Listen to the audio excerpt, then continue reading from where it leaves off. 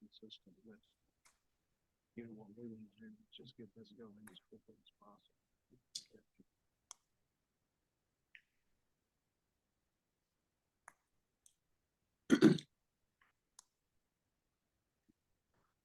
Good morning to all of you here today. We'll go ahead and call our meeting to order today of the Alabama Medical Cannabis Commission. We have a full week or two of presentations about to kick off, and today will be the first day. So we'll call this meeting to order. I'm going to ask all of our guests who are visiting today, if you'll silence your phones, put them on silent, please. And all of our commission members, please remember to hit your microphone where you see the green light before you speak. Before we go any further, I'll ask, before I ask Mr. McMillan to have a roll call, I'd like to introduce one of our new commission members, Dr. Jimmy Harvey. Dr. Harvey, would you raise your hand, please, sir? He's a brand new commission member, so we're throwing him in the fire pretty quick today. So thank you for coming on board, Dr. Harvey. Appreciate it. He's an oncologist from the Birmingham area, has extensive knowledge of the cancer problems that many patients face and possibly what the medical cannabis can mean to those individuals. So thank you, Dr. Harvey, for agreeing to serve us on the commission in the state of Alabama. Mr. McMillan, go ahead and have the roll call, please, sir. Mr. Vaughn. Here. Dr. Salisky. Dr. Blakemore. Mr. Gamble. Here.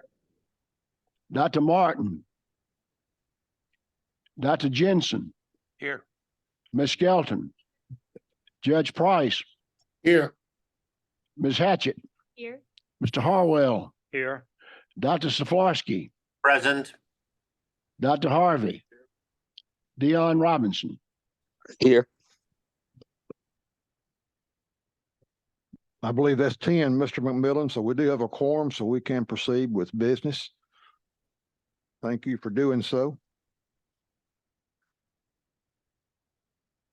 Thank all of our guests for coming today and joining us. As you know, we have a full agenda of presentations over the next several days and into next week. And because of this, we will do our best to stay on schedule.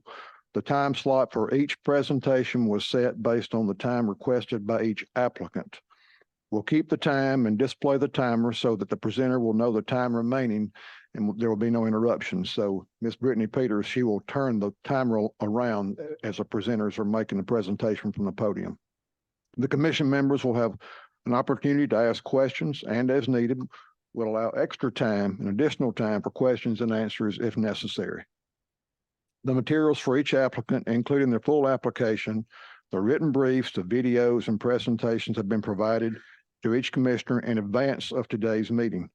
As a reminder, you have received all materials for all applicants. Regardless of whether an applicant requested to make a presentation or not, and some have not, all applications or all applicants are subject to be considered for an award of a license. Also included in your materials today is a summary sheet for each applicant, which includes information regarding the facility's ownership and the pass-fail notations. These summary sheets also include the requirements of applicants as provided for in the statute and the Alabama Medical Cannabis Commission rules. As a reminder, we will have presentations this week from applicants, which include the cultivators, the state testing labs, processors, secure transporters, and dispensary licenses. The commission on this coming Friday, December the 1st, will convene to award the licenses in these particular categories. The process for voting on those license awards will be that commission members in the open meeting and will rank the score and applicants and then consider applicants for a license award in the order of the average ranking score. This same process will be repeated for the integrated facility presentations next week. And those license award decisions will be made December the 12th. As a reminder, regardless of whether an applicant requested to make a presentation either today or the succeeding days, all applicants will be subject to be considered for an award. Any questions about the license award process we're about to go through from a commission member? Before we move into our presentations for our cultivator applicants this morning, we do have one decision item to consider. All of you should have received an email considering this in the past 2 weeks. The decision item is for the commission to consider ratification of the terms to settle the current litigation against the commission. The commission's legal team and staff participated in court-ordered mediation last Monday and tentatively reached a settlement with plaintiffs, which is subject to ratification by the commission. I would like to recognize Mr. Mark Wilkerson. If any of our commission members have a question for Mr. Wilkerson pertaining to the settlement. Does anyone have a question? Anybody on Zoom have a question for Mr. Mark? I'll ask Mark to just give a brief overview of where we are with this settlement decision and why we need to take this up on a motion and hopefully pass it. So, Mr. Wilkerson. Yes, briefly, commissioners, after the adoption of the emergency rule that set forth the procedure that you're going to follow today with your consideration, hearing the presentations from the cultivators, laboratories and others, there was the court dismissed a temporary restraining order against this agency as it indicated it would based on that process. However, there were pending requests and renewed requests for injunctions against the commission related to the scoring consideration of the third-party scoring, the University of South Alabama scoring process and related documents as part of your consideration in these presentations and your further deliberations. In addition to those filings in circuit court, there was a filing in the Alabama Court of Civil Appeals requesting that that court also enter an injunction but specifically stay the activities of this commission while the case is being considered. The Court of Civil Appeals later issued an order that said, we understand Judge Anderson, that's the circuit court judge, is going to have a further proceeding on this the following week, and we're going to withhold our procedural order that would set deadlines for parties to respond to that Court of Civil Appeals filing until we see what happens in circuit court. At the same time, the Montgomery County Circuit Court, Judge Anderson, set the matter, all pending motions, for a hearing on November 21st. But before that, also ordered mediation, appointed a third-party mediator from Auburn named Phil Adams. Some of you may be familiar with him. He's an experienced mediator. Required all the parties to attend the mediation. We attended, your legal team and Mr. McMillan, Justin, others attended for the commission. And we participated in almost a day-long mediation process. What you have before you today is a request to ratify what was described by the mediator as a pro tanto consent settlement. And what that means is that not every party to the litigation concurred with the proposed settlement. But those parties that have challenged the scoring and that have claims related to what we've called the 10 meg issue that you're aware of, and have related claims against the application guide and related forms, are in concurrence with the settlement. The commission representatives, after looking at all of the information and collaborating with the mediator, ultimately determined that it was in our recommendation that this commission ratify a settlement that would do the following. Number one, the Court of Civil Appeals litigation that I mentioned, that filing would be dismissed. Number two, the court would order an order of dismissal with prejudice. That means it could not be filed again. Related to all matters associated with the scoring, the 10 meg issue, and the application guide and related forms. The commission in turn would agree not to consider the scoring and related information as part of its deliberations and as part of its upcoming decisions for these applications. There were a few other minor points. One is that the parties were given up to today. Those parties that already filed briefs with you that may have spent some of their briefing on and material they're going to present to you on the scoring and don't have to now, assuming you ratify this decision. They were given through today to amend what they filed so they wouldn't to reflect that they would not be considering the scoring. So if you ratify this, what you are agreeing to do is not to consider the third-party scoring, the USA scoring, and the related material with that third-party scoring as part of your deliberations in granting or denying the applications. That's the vote in front of you. If there are any questions, Chairman asked for a short summary. I'm not sure I satisfied that instruction. Any commission member have a question for Mr. Wilkerson, either in person or on Zoom? As Mark so appropriately said, this amounts to disqualifying the USA scoring. It will not be considered in your ranking or voting for an applicant. Thank you, Mark. Appreciate that. If there are no questions, we will entertain a motion for the commission to ratify this litigation settlement. Is there a motion from a commission member? So moved, Judge Price. Mr. Hartwell, who's that on Zoom? Judge Price. Thank you, Judge Price. We have a second from Judge Price. Is there any other discussion on the motion to settle this litigation? I will ask Mr. McMillan to have a roll call. We need to have a roll call vote because we have members visiting on Zoom. So we'll go down through the roll call and vote that way. Thank you. For those of you online, I will kind of go slow, give you time to respond if you need to. Chairman Vaughn. Aye. Dr. Zaleski. Dr. Blakemore. Mr. Gamble. Aye. Dr. Martin. Dr. Jensen. Ms. Skelton. Judge Price. Aye. Ms. Hatchett. Mr. Harwell. Dr. Saflarsky. Dr. Harvey. That's carries unanimously those voting, Mr. Chairman. Thank you, John. Based on members both on Zoom and present voting, motion passes.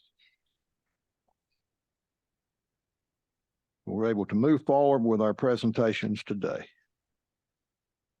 We're a little bit off time, but I don't think it'll hold us up much. We'll just kind of delay as we go. We'll remind our guests today, we have two of our applicants who have opted out of making presentations today, so it might shorten our afternoon somewhat. So I'll go ahead and introduce our first applicant, Native Black Cultivation. I guess Mr. Mordican, is that right? Yes, sir. Glad to have you here today. The microphone is yours, and Ms. Brittany will turn the computer around so you'll see the time remaining on your allotted time. So you got 20 minutes. Thank you, sir. It's a pleasure to be here and speak in front of you all today. First things first, I would like to say thank you to all of my supporters, all my friends and family that have showed up here today to be able to be those that have been here to help me along the way. I'm forever grateful. I'm forever thankful for all the support that you all have given me throughout the years. And as to the commission, I also like to thank you all for the opportunity to be able to present to you. I was hoping to be able to get here last year or earlier this year, but I'm happy to be in front of you today. And I also empathize with you all. Some of you all may not know, I actually applied to serve as a commission this year to be able to help with the rules and regulations. However, I was not appointed. So I empathize with the responsibility and the duties and the tough decisions that you all will have to make throughout this process. As well, I've been at pretty much 90% plus of the commission meetings. So to be able to receive the information firsthand and recognize the work that you all have been doing throughout the time and throughout the, I guess, the year and some change now, I highly want to say thanks to you all, and I empathize with the tough work that we got ahead. I had a short video I wanted to play for you all. However, I wasn't able to get it in time, so I was choose here to talk about it. To formally introduce myself, my name is Antoine Mordican. I'm the CEO of Native Black Cultivation. I'm also the Alabama State Director. I'm a farmer, I'm an engineer, and I'm an advocate here in the state of Alabama. So to speak about the presentations, I was a part of this law before it actually got signed into law. I actually got my start here in this very room when I spoke in front of the Alabama Health Committee to be able to support the law that we able to get that we have today. And in that speech, within that 2 minutes that I had, I spoke that to make sure that the state stood true to make sure that the commission was diverse. That was one of the reasons why I made sure I applied, so I can make sure that the diversity is there. And I also asked the commission to be able to stay true to making sure that 25% of the license go to minority owned and operated companies. Because I know just due to how other states have operated, the minorities in the underserved community are the ones that are normally left out as the program continue to roll and go forward. So a little bit about me. I'm originally from the west side of Chicago. I came down to Alabama in 2009 to advance my education at Alabama A&M University. Go Bulldogs. I also have an MBA in project management, and I've been in the farming space since 2020. I own a hemp cultivation company called Native Black Cultivation. So I've been a part of a regulatory program here in the state and also have a relationship with the Department of Agriculture with inspirations to become a cultivator here in the state. So let me kind of walk you guys through on how we pretty much got here. I spent 2 years before the license, before the applications actually came out. I spent 2 years preparing the documentation that was going to be needed. With me serving as the Alabama State Director, I was connected with credible and valuable individuals in the cannabis space that was able to take me under their wings and offer me wisdom and knowledge to be able to prepare myself for the field in the medical cannabis industry we got coming here today. So with that being said, let me walk through a few important dates. September 1st, we had to request, September 1st of 2022, we had to request the applications. October 31st of 2022, we had the application was now allowed to be submitted. December 30th of 2022, we had to submit those applications to be considered for grading. February 13th, letters of deficiencies were sent out to applicants to be able to address any deficiencies that they may have in their applications, such as spacing, missing information, redactions, and any information that they provided ended up being deemed as a deficiency. March 3rd, we had the opportunity to be able to correct those deficiencies, which my company, Native Black Cultivation, we did correct all our deficiencies, and it was voted as deemed as corrected.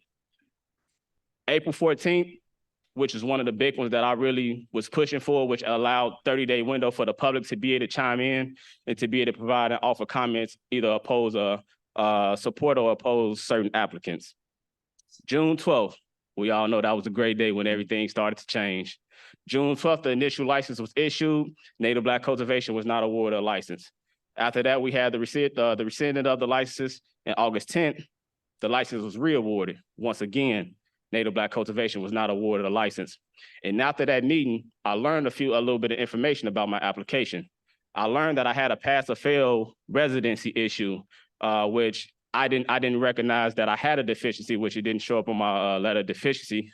However, we have took the necessary steps to be able to correct that.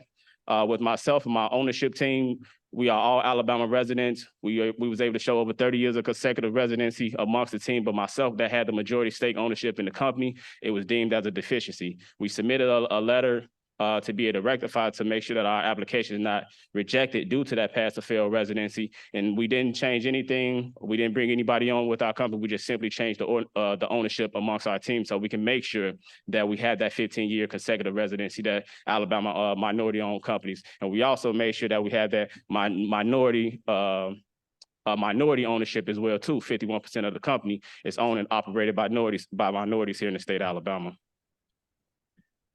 So with that being said, the whole purpose of this program was to be able to get the necessary medicine needed to the patients here in Alabama. It was also created to make sure that we prioritize Alabamans as we roll out this program. So we had to make sure that we prioritize the Alabama farmers. And a lot of us farmers that have already been here in the state cultivating cannabis in some form or some way, we have the skills and the talents to be able to cultivate a quality product that we can be able to issue out to the patients here in the state of Alabama. I also want to make sure that we prioritize, as I said earlier, making sure that we make sure we have the minority participation in this cannabis industry. I also want to applaud the commission again on the last round of award. I noticed that a third of the license actually went to minority-owned operated companies. So I greatly appreciate that you all are still sticking true to making sure that the licenses and making sure that the underserved community are able to participate. However, you know, I label myself as a true Alabama company, as a true minority-owned and operated company. I am the CEO and owner of my company, and I don't have anybody else that I need to answer to. I make the final decisions, and I can't say the same for a lot of my peers here in the space. A unique thing about myself, I actually compiled the entire application that you all have in front of you myself. As I developed and grew here in the state of Alabama, as well as in the industry, I learned that there was a lot of predatory behaviors in the industry. And most importantly, they preyed on the underserved community to be able to take advantage of your likability or wherever state that you're in so that they can be able to enter the state and ultimately control the company. And with that being said, just a lot of the prices that was being offered to be to even help write the application, it was extreme. It was very extreme. So I wanted to put myself in position that I went through the application. I compiled the application myself so I can be able to answer any question that you all may have. As well, I wanted to serve as an asset to my community. I wanted to serve as an asset to the state because this is a novice program. We're just getting started. It's all going to be growing and developing. And I want to serve as an asset to my people for those in the future that also want to enter the space and industry, that they can have a reliable, incredible individual here in the state of Alabama that they can be able to connect to and to be able to get some reliable information and wisdom and feedback that I won't be able to, I won't be coming for their pockets. I would just like to see my fellow Alabamians to also win and excel as well. And the most important thing, well, as we go on, I already kind of addressed the residency issue. I pray and hope that the letter that we submitted to be able to offer any clarity about the residency is accepted, and hopefully that we're able to be considered for license here this Friday, December 1st.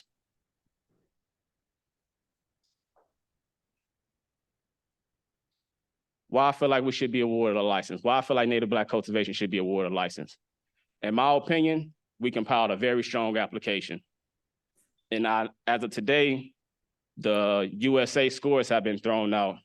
However, on the August 10th, the scorecard that we received, it was another score on that sheet that was called commission scoring. I'm not sure if that's also thrown out as well too with the USA scores, but at the bottom of it had a commission scoring. And I didn't know much about it, but I just recognized that I scored pretty high in the percentile as a 97.7% from the commission grade. I'm not 100% sure if that's gonna be thrown out, but I wanted to also mention that whoever was the commission that graded my application deemed it as being worthy of being awarded a license.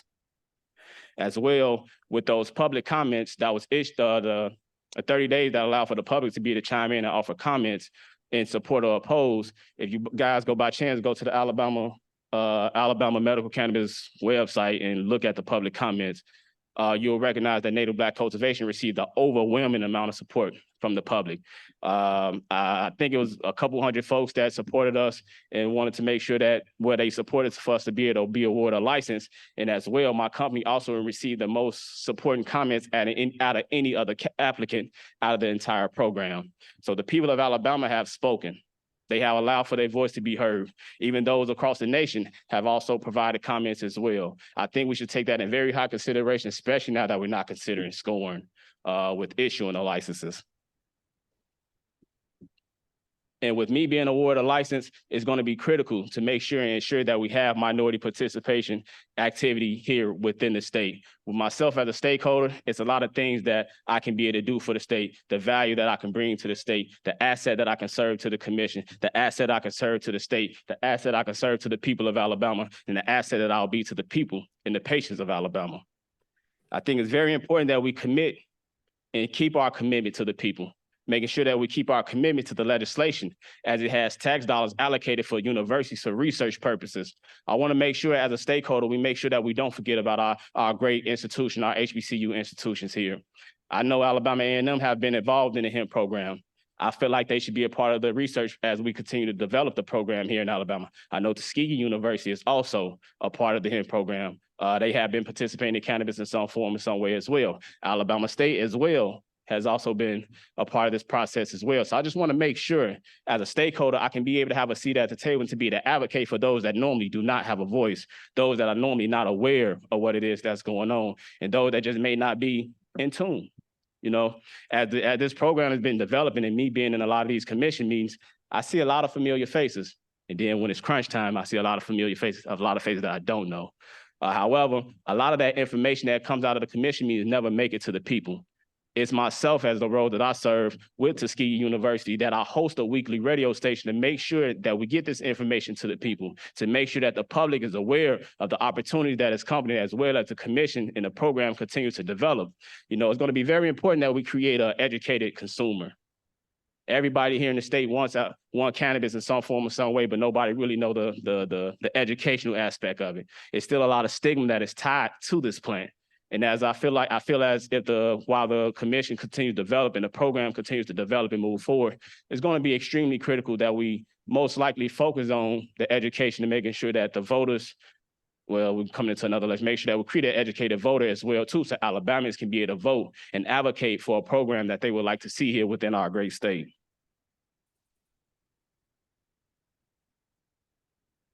Lastly, my goal and my aspiration is to be an asset to the state. I want to be an asset to the commission. This is a very novice program that, you know, I'm not going to say I know everything. We know a lot of commissions may not know everything. It's a new program. Even we learn about our evaluators. Nobody knows everything about this plant. And it's going to be important that we grow together. As Alabamians, it's important that we control our fate. We control our destiny. We uplift each other and we uplift the state as a whole. My plans for the future is bright.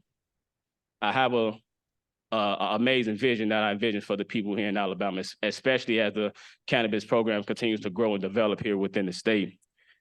I've been doing a lot of legacy work that has created and got me to this position that I'm in today.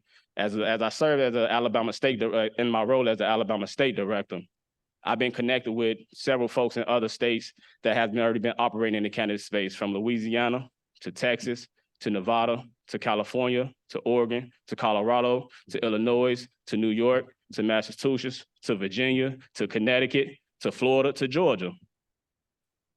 My experience and my wisdom, my knowledge has been widespread. I just want to be given the opportunity. As Native Black Cultivation, we would like to be given the opportunity to continue to be able to grow and develop here within the state, and making sure that we prioritize the people of Alabama first, making sure that the patients, they know me as a cultivator, where their medicine is coming from, making sure as the people of Alabama know who's processing their medicine, as the people of Alabama to know who's transporting their medicine. It's very important that we prioritize Alabama-owned and operated companies, as I'll say, true Alabama-owned and operated companies. And with that being said, I have a few minutes left, and these will be my closing remarks. I believe our application and position is worthy to be an asset to the state and to the people of Alabama. The people have already spoken with their public comments on the overwhelming amount of support for Native Black cultivation. As appointed members to this powerful commission, I pray and hope that you award Native Black cultivation a cultivation license as we work in junction, as we work together, we lock arms as we navigate through this unfamiliar medical cannabis field here in the state of Alabama. And I'd like to say thank you, and I'd like to be open to my first question. Thank you, Antoine. Does any commission member have a question for Mr. Mordecai concerning Native Black cultivation? Yes, ma'am. Yes, ma'am, Ms. Skelton. Hi. First of all, thank you for being here. Thank you for your presentation. Can y'all hear me? Okay. I did. Can you tell me a little bit about your facility? I know in your application, under the question regarding construction, believe you stated that yours was under construction. You expected it to be complete in December 23. Can you tell us a little bit about that, please? Yes. So, well, I got two facilities. We have a short-term solution to become operational within a set 60 days by the commission, where we'll be building a small facility that's a little over 1,000 square foot so we can be able to become operational. However, the facility that you may be speaking of is our main facility, which will be about 15,000 square foot. We'll be vertically cultivating. We're in the process now of, well, hopefully by the end of today, the county will go ahead and issue my permit so we can go ahead and start moving dirt so we can achieve that 60-day timeline. We already have our engineer plans for our short-term solution. We're getting everything finalized as of now. But I would like to say, I wish I could have been able to move sooner. I really wish I could have been able to move sooner. However, since how everything's been turning out in the program, in the process, I'm a self-funded individual. I haven't taken any outside dollars for anything it is that I'm doing. So I pay and provide for everything as of now. So with that being said, I was denied a couple times, so I didn't want to spend that money not knowing my true faith or destiny if I would be awarded a license. However, I am on track to achieve that 60 days to become operational. Okay, thank you. And then the residency, you mentioned there were some issues regarding your Alabama residency. Can you tell us a little bit about how you clarified that, please? Yeah, so what we ended up doing originally, my ownership, the residency, as an individual, I came down in 2009 to advance my education at Alabama A&M. That's when my clock started. So as it stands today, I only have 14 years of consecutive residency. My ownership team, Timothy Keefe, he's been Alabama resident his entire life. We showed 24 years of consecutive residency for him. And my other co-owner, Hasm Mixon, he also has been a resident here in the state of Alabama as well too. So what we did, I'm not 100% sure on how it was deemed as a deficiency, but this is my thought process on it. With myself having the majority stake of the company, whoever looked at my application didn't consider the others of my ownership team. So with us being a 100% Alabama owned and operated company, I had to delegate more ownership to my respected team, which is the same ownership team, but now I have 49% ownership of the company. My co-owners also have 25.5%, so we can be able to achieve that residency clause that we have, that 15 years of consecutive residency, also making sure that we're still an Alabama owned and operating company and also satisfying the clause. Okay, can you tell me how you designated that? Did you just restructure your existing entity? That's correct. Just delegated to them and restructured so that the ownership team, so the company ownership can be able to reflect that. Okay, so you feel like you're going to be in a position to be able to commence cultivation within 60 days of approval?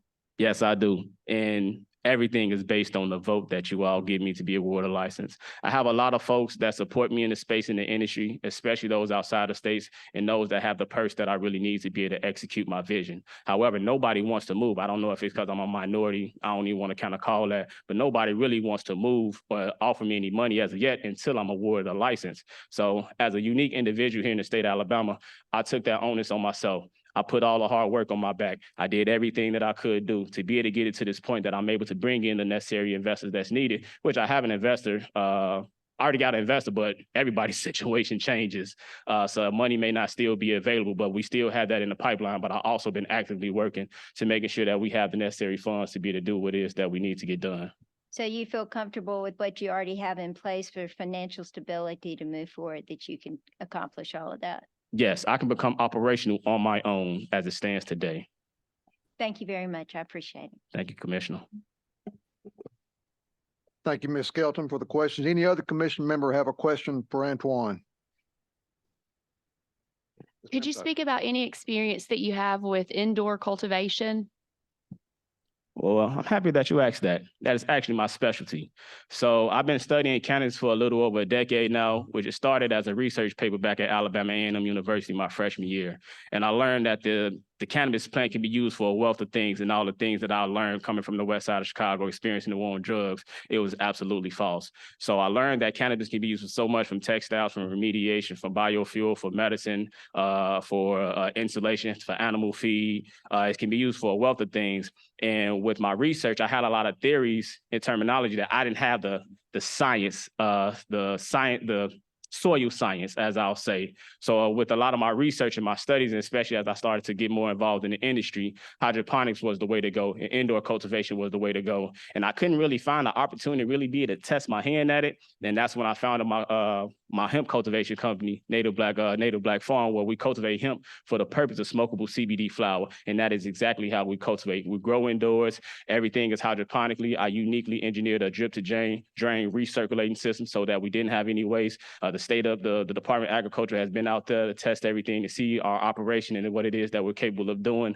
And since then, that's what my practice, well, I guess you could say my specialty has relied, as well as my expanded network with the wisdom and friends that I have in the industry that all cultivate hydroponically. I have a wealth of resources that I can be able to pull from as we continue to grow and develop.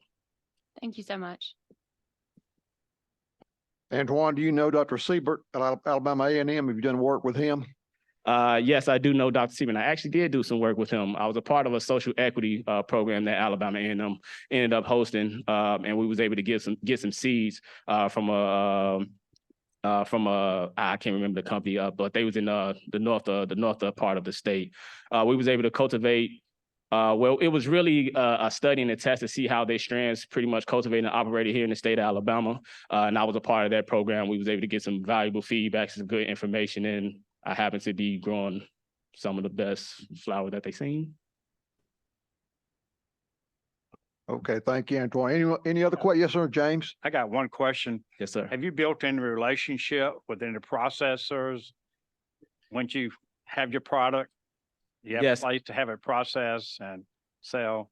Yes, I have. I have an extensive relationship here in the state. When a lot of folks think of cannabis here in the state of Alabama, they view me as the recognized leader since I've been the one out here kind of waving the cannabis flag since before we actually got into law.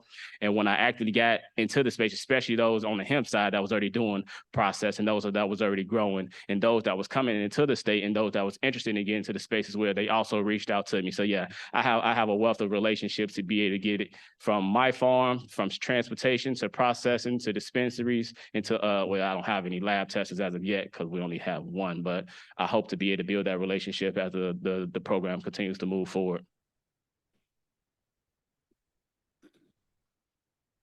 Any other questions? Any commission member on Zoom want to ask Antoine a question? This Judge Price, I don't have a question, I have a comment. Go ahead, Judge. In addition to your vast knowledge of the subject matter, and I'm sort of impressed with that, but the strongest point that you made, in my opinion, is that you're concentrating solely on Alabama people. And that's what concerned me about this whole business we're in, is that want to protect the integrity of the system by making sure that Alabama investors can themselves finance the operation without these companies, as you alluded to, you didn't say it directly, but coming in from outside, taking advantage of the investors here in Alabama. I feel that the residence requirement of 15 years were put in this statute for a particular purpose, which was to protect the citizens of Alabama who invest in this program.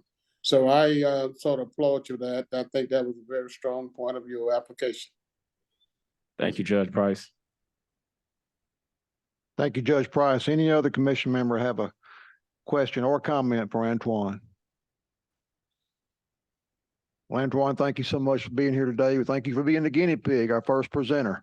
Thank you. I hope I set a good presence for you all. You've done an excellent job, and we appreciate your time. So give us just a couple of minutes, and we'll get realigned for Gulf Shore Remedies. So if Mr. Stringfellow is available, just be on standby, and we'll start up momentarily. Thank you, Antoine. And Mr. Chairman, Yes, Justin. just for purposes of the record, and I'll do this for other applicants before they present, but I'll do it for Native Black now. So as you alluded to earlier, commission members have had full access to the application that is in your materials. We provided you with the summary that is in the materials for Native Black. They were sent a pass-fail show cause notice, and they did respond to that pass-fail show cause notice, and their response has been included in your materials. So for purposes of the record, those are the items that will be in consideration for Native Black. and I'll go ahead and address Gulf Shore remedies as they're coming up. You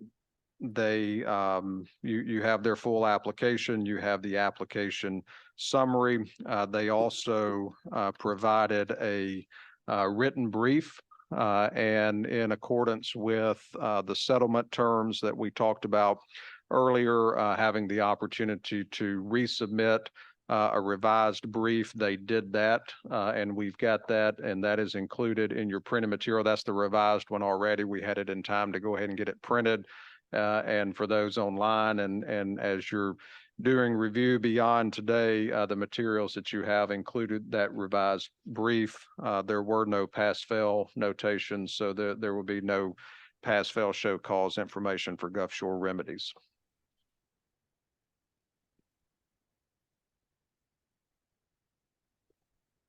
Thank you, Justin, so much. Any other question from a commission member before we move forward?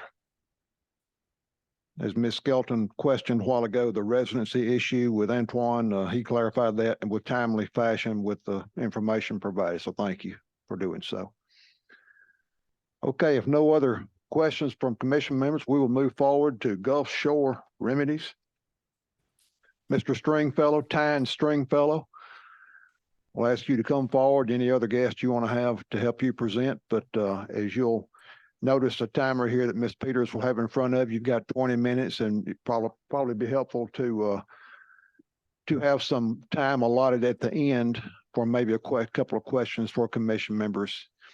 I think you're going to have some video presentation, is that right? Or at least pictures? Yes, sir. Okay, that'll be fine. So if y'all are ready to move forward, commission members, just stay tuned and we'll have Gulf Shore remedies. I wanted to point out the clicker is right there on the table to advance your slides. Thank you. All right, thank you. Appreciate y'all's time today. I know it's a busy time of year for everybody, so thank you. We're real pleased to be here. I'm Tyne Stringfellow, CEO for Gulf Shore Remedies. Tell you a little bit about myself. I was born in Birmingham, Alabama. Went to Mountain Brook High School, played football, baseball, track. I wasn't too good at track. Anyway, ended up at Auburn University, have a bachelor's degree in ornamental horticulture. Graduated there in '77, worked 2 years for Landscape Services in Birmingham. And after that, moved to Fairhope, Alabama, and started my own company, Jubilee Landscape. We've been there 43 years, still in business.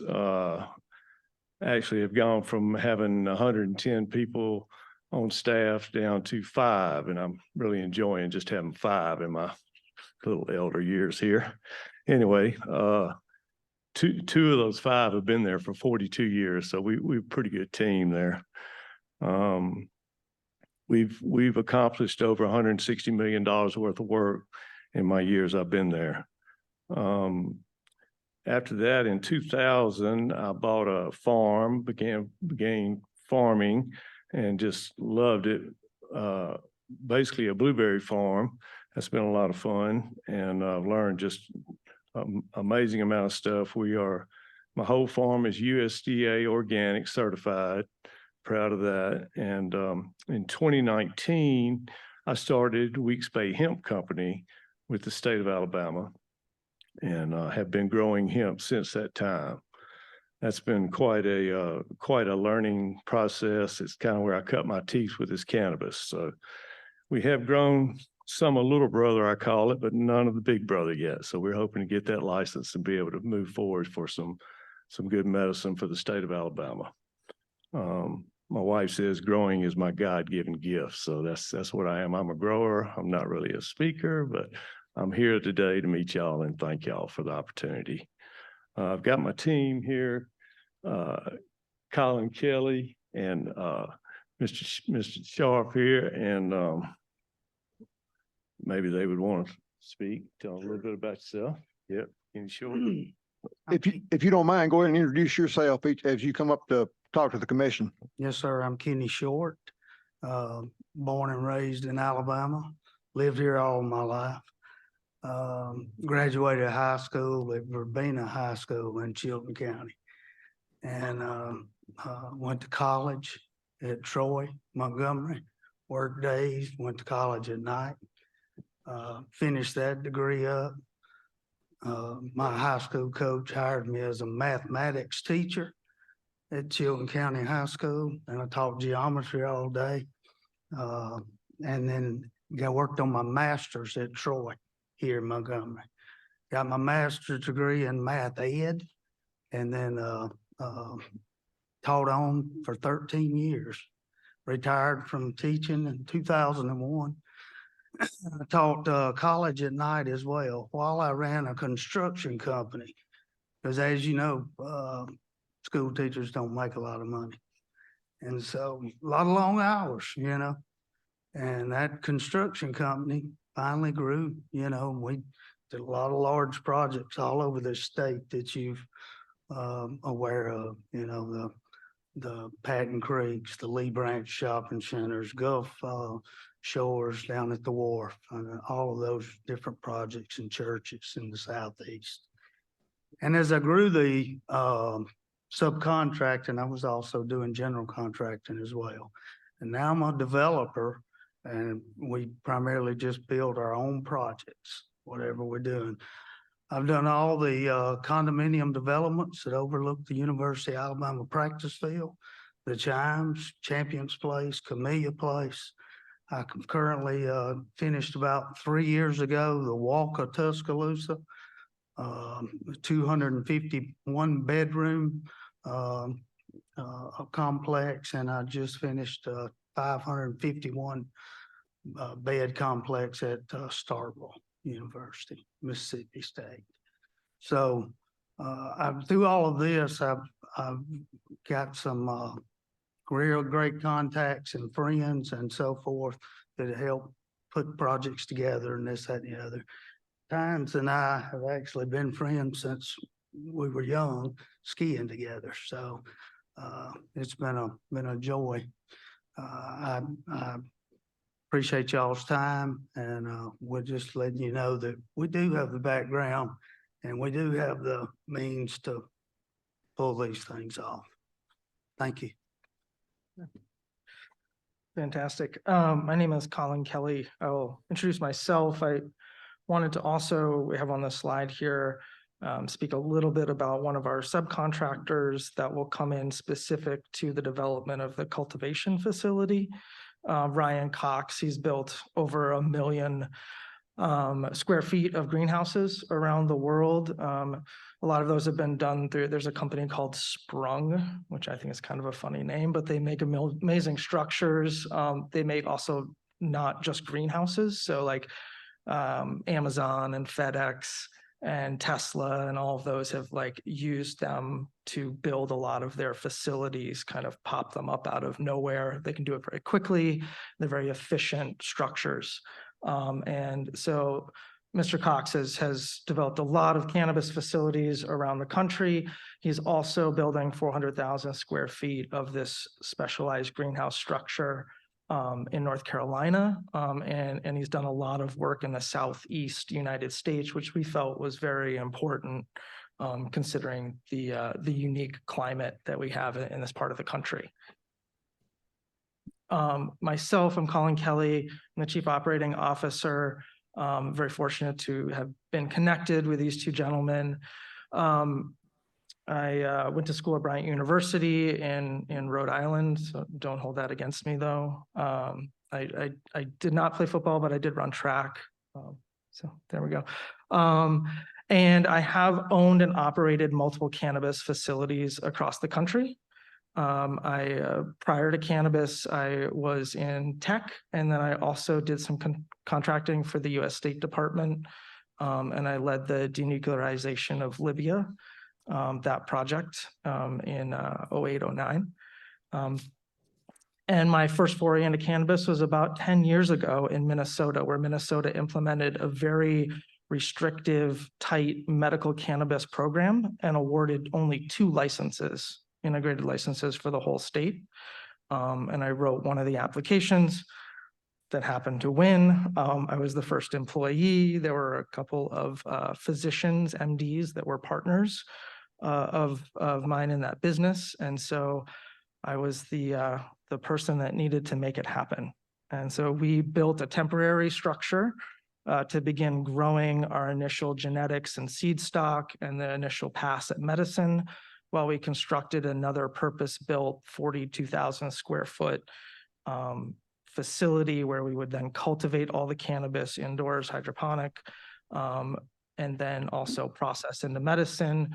We hired PharmDs in addition to our MDs to develop dosing algorithms and understand what type of medicine we needed to create for different medical conditions.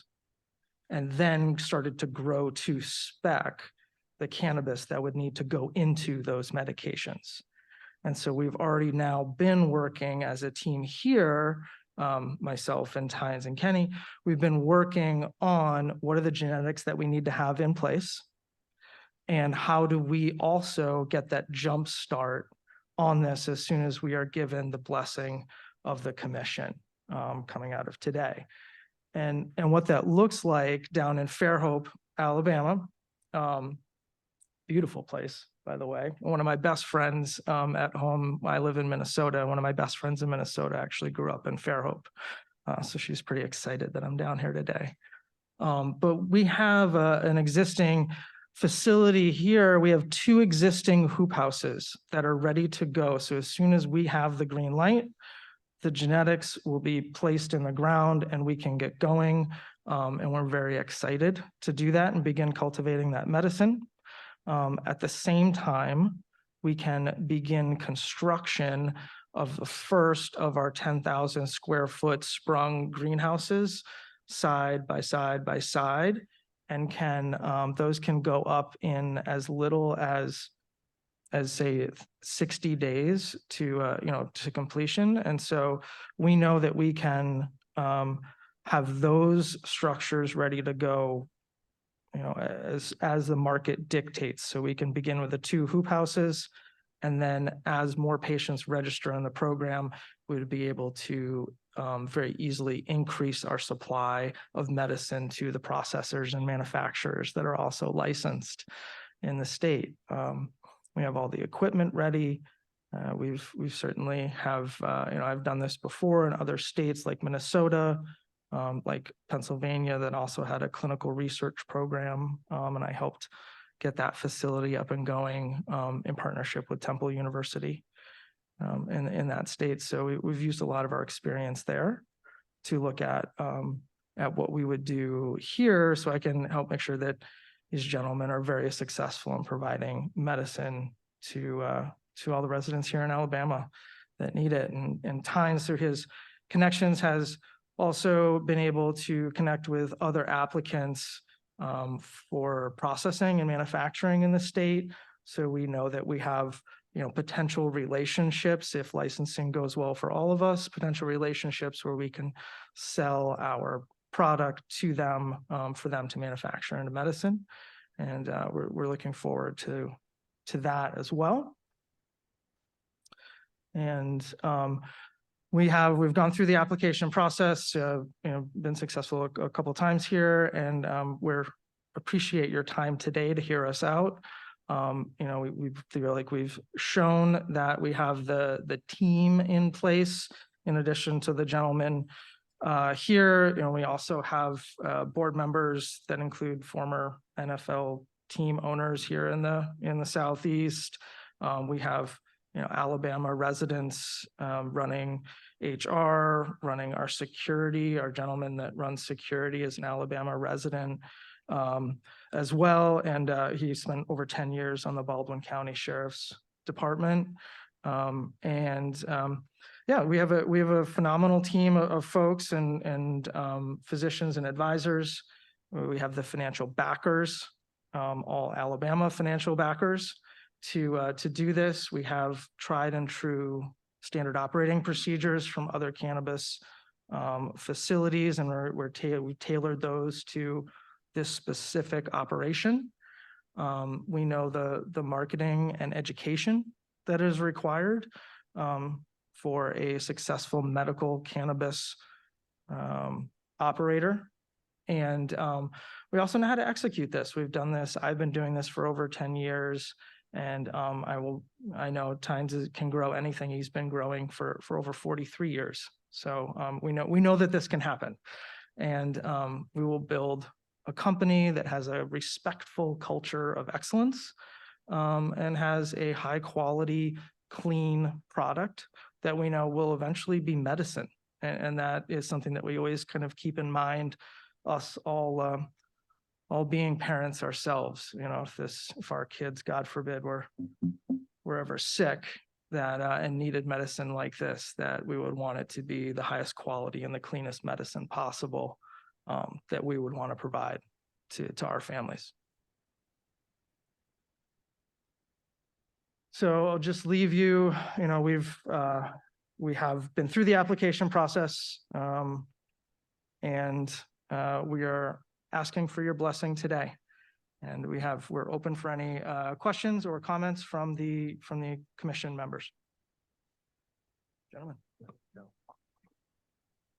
Thank you, Mr. Kelly. Appreciate your presentation. All of you showing up today. Any commission member have a question? Any of you in person? Yes, ma'am, Ms. Skelton. Morning. Thank you all for being here today and for your presentation. Very impressive operations that y'all represent. I do have a few questions on the days to commence operation. You have 21 days. That is very impressive.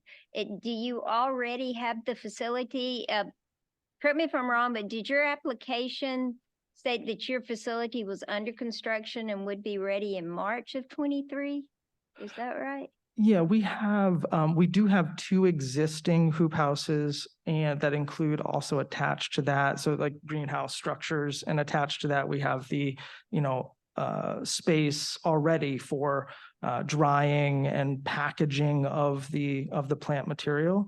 And so if we're given our blessing, those 21 days would encompass essentially getting, pots, growing medium in the genetics, and turning on the fertigation system to go, and for Tynes to work as magic. Okay. And of course the blessing. I from the thought state. that those 2 existing houses, those were what you were referring to. Yeah. So those are ready to go. Yep. And then we would immediately also begin construction next door Okay, to more space so we can expand. excellent. Thank you. Thank you for your presentation. Thank you, Lori. Any other commission member or any of our commission members on Zoom have a question? For Gulf Shore Remedies? I got a question. Yes, sir, James. Share a little bit about y'all pest management, Well, particularly in the hoop houses with Alabama climate. Absolutely. Yeah, we do, and we found, right, that from many different climates and structures, right, that we need to from the start operate a clean facility, clean entrance, clean exit, have a tight facility as well to keep pests out. Also, any other pollen or other contaminants I think are very important as well. And we then institute kind of IPM process. We would only use state approved. We try to run organic and non-chemical. But there are plenty of other options for kind of natural pest deterrents. And so we tend to use those as well as, beneficials as well to, keep pests away and manage those. And we've been very successful in all of our other facilities. And I know Tynes knows the day-to-day of that exceptionally well.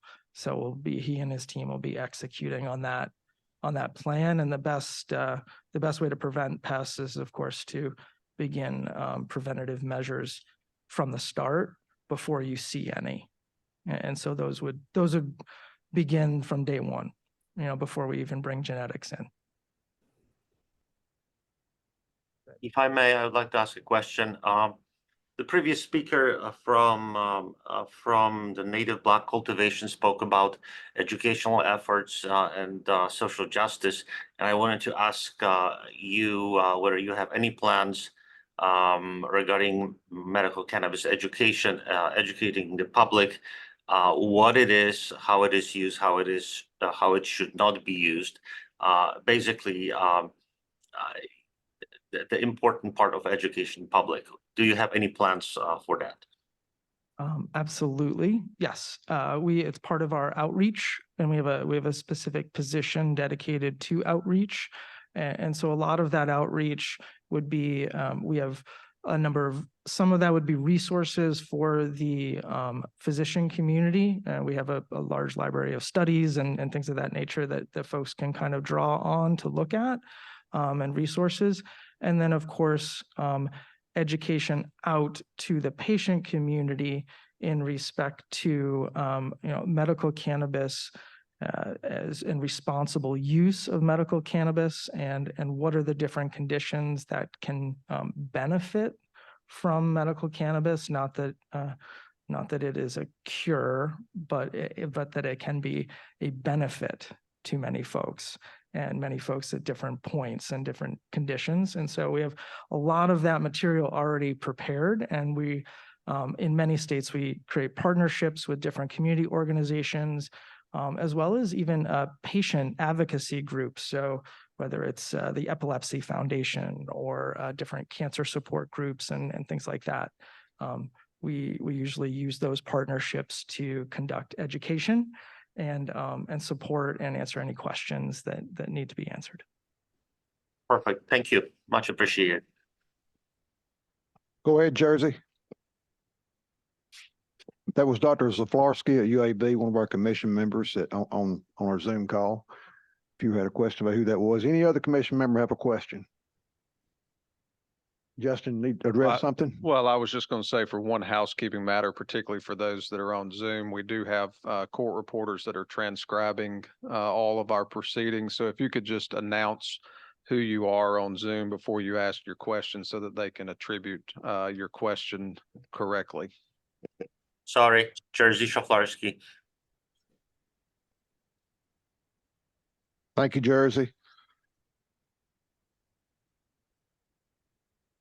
We'd like to thank our Gulf Shore Remedy guy. One more clarification, is Edward Stringfellow and Tynes the same individual? Yes, sir. Same person. Okay, thank you. I had two different names here and I thought it's got to be the same fellow. So thank you for clarifying that. Any other questions from our commission members before we dismiss and move on to another applicant?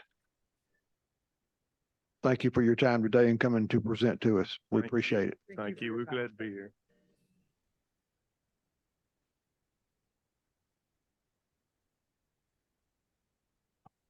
If Mr. Reeves is in the house, we'll go ahead and prepare to hear from CRC of Alabama, LLC. And Mr. Chairman, CRC of Alabama, just for the record, you have their full application, their application summary. They also submitted a written brief, and in accordance with what we've talked about this morning, they have submitted a revised brief, and they brought hard copies for you. I'm about to distribute those revised briefs for those that are in person. And then for those that are online, the revised brief has already been uploaded to your materials, so you have access to it. It's replaced the other one. There were no pass-fail issues noted, and so therefore no show cause materials there, and I'll distribute those briefs. Thank you, Justin. As he's passing out that information, just remind Mr. Reeves, we'll have a 20-minute allotment, and Ms. Peters will have the computer here facing you, so you'll see your time available, and I would advise you leave a couple minutes maybe for questions and answers if you don't mind. Yes, sir. So from Goshen, Alabama, is that correct? Well, that's where our facility is located, in Goshen, but we're all from Pike County. All right. Well, good deal. Thank y'all for coming today, and we're about ready to proceed.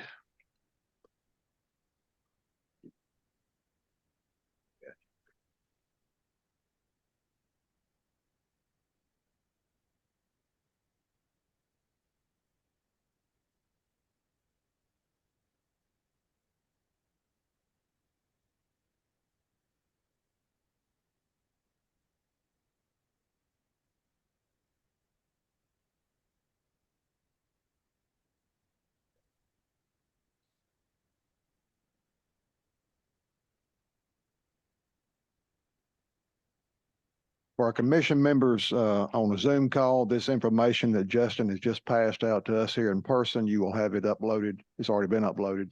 So you should have it available in your folder on your email attachment. Okay, Mr. Reeves, thank you for coming today. Glad to have you. Yes, sir. And thank you. My name is Grady Reeves, and I'm one of the owners of CRC of Alabama LLC. I'd like to begin by thanking the commission and the director for the opportunity to be here today so that CRC, you can meet us and we can tell you something about our company and go from there. I also have two other owners of CRC that are with us today. One is Mr. Kenneth Campbell. The other is Mr. Bobby Cole. We're the three sole owners of CRC of Alabama. Not only are we business partners, but we're friends that have known one another for many years. And we're also, we're all veterans, and we're also all residents of the state of Alabama. I just figured it up a minute ago, and I think we've been residents for 211 combined years. Quite a while. Mr. Campbell will serve as our CEO. He's got over 50 years of experience in business and commerce in the state of Alabama and in the nation, actually. He and his business partner, Wiley Sanders, partnered together and formed several highly successful companies that are still in business today and do business not only in Alabama, but all over the United States and in some foreign countries. Mr. Cole will serve as our Vice President of Operations. Bobby has got in excess of 40 years of experience in plant cultivation and greenhouse operations. I'll serve as our Director of Security. I've got some military experience, but I've got 23 years of law enforcement experience. I retired from law enforcement. Last 14 years I spent as the Chief of Police in Troy. And then I've got about 25 years of legal experience. I'm a practicing attorney in Troy. We also have with us today Mr. Rob Levy, who is our Chief of Operations. Rob has in excess of 15 years of experience in the medical cannabis cultivation business. We also have our Chief Legal Counsel, Ms. Christy Crow. Christy is a past president of the Alabama Bar Association. She is very familiar with the Alabama medical cannabis laws and with the rules and regulations of the commission. I also have Mahaley Paul McInnes and John Reeves, who are both attorneys and who have assisted Christy in the application process. We have submitted a brief to you, which we hope will be of assistance to you in explaining our organization. We also have a video presentation for you today. We hope this will highlight various aspects of our organization, our facilities, our owners, and our team members. We probably should have put one of those disclaimers, viewer discretion advised, before we show it, because we are not professional actors. In fact, we're not actors at all. And that'll be evident as, as you see the video. But at this time, we'd like to present the video.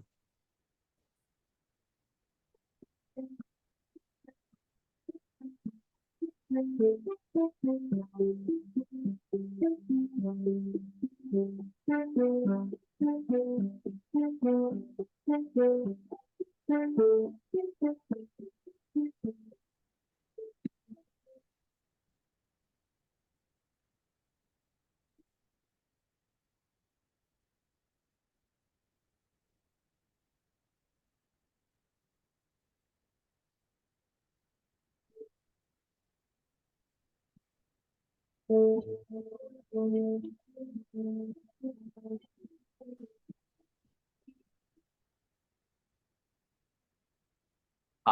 my name is Rob Levy, and I serve as Chief Operating Officer for CRC of Alabama. I've spent the past 15 years honing in the commercial cultivation element of the medical cannabis business. I've been fortunate enough in my career to plan, design, build, and grow in some of the largest medical cannabis production facilities in the world. And I'm looking forward to continuing those efforts right here in Goshen, Alabama. Come join me here at our facility where we plan to convert the former Anderson Peanut Factory into a state-of-the-art cannabis cultivation facility. Prior to CRC purchasing this property, it was left vacant for years. Since CRC's purchase, we have not only completed a substantial site-wide cleanup effort, but have also made significant improvements and repairs around the entire property. As you can see, our 40-acre plus compound is quite expansive and well-suited for medical cannabis cultivation, completely surrounded by 7-foot barbed wire fencing and with over 250,000 square feet of available indoor cultivation space. We will have no issues finding the space to expand our efforts as Alabama's medical cannabis market continues to grow. Being a former food processing facility, many elements that lead to safe, hygienic cultivation processes are already in place.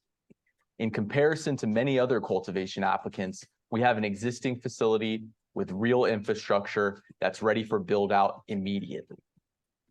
Our production areas are broken out into 7 main operating areas: pump room, electrical room, clone, vegetative, flower, freezer storage, and distribution. Our pump room will serve as the heart of our cultivation operation, providing irrigation and clean water to use throughout our facility. This facility has ample water supply on site and the infrastructure in place to handle our increased usage. We will require no additional upgrades or supplements to our system. Due to this facility's industrial scale, we will have all the power required for our first phase of production. Comparatively, some groups could be waiting over a year just for the power required to cultivate. Here's a location of our propagation and clone room. While it's the smallest in the facility, it will end up holding the most plants out of all of the rooms. The next step of cultivation heads from our clone room to our vegetative room. This is where we will grow out our production plants in preparation for flowering. From there, we head to our flower room, which is outfitted with insulated paneling throughout. This is the critical room where our cannabis flower will be produced and harvested. This is the location of our freezer storage area, where we'll securely store all of our biomass in a deep freeze. Here's a location of our shipping and distribution area, where we'll safely, securely, and compliantly distribute products all throughout the state.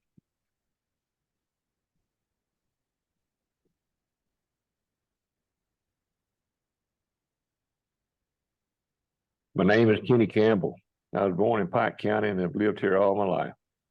I was the youngest of 8 kids, and my dad was a farmer who taught me the value of hard work. I worked hard all my life in many different jobs, but mainly in the businesses I've created. And I'm also a veteran. I began working with a man named Wiley Sanders in 1970. During that time, I served as president of Wiley Sanders Truck Lines and as president of Sanders Lead Company. In 1981, we formed a partnership known as KW Plastics, a plastics recycling company in Troy, Alabama. In the following years, we also formed KW Plastics Recycling Division. This partnership has grown to become the largest plastic recycler in the world.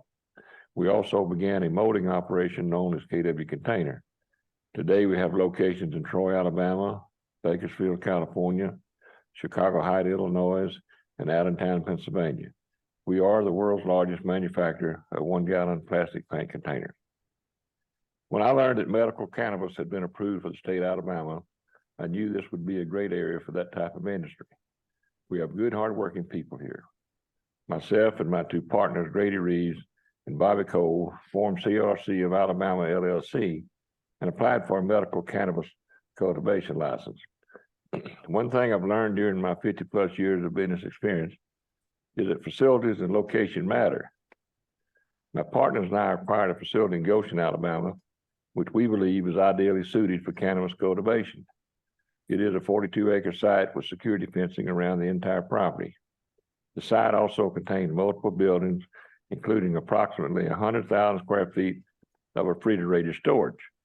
These buildings are ideal for indoor cultivation. Having a good team is paramount to building a successful operation. I have an agriculture background with over 50 years experience for creating and operating highly successful businesses. My name is Grady Reeves. I was born in Pike County, Alabama, and I still live in Pike County. With the exception of about a year spent overseas in the Army, I lived in Pike County the overwhelming majority of my life.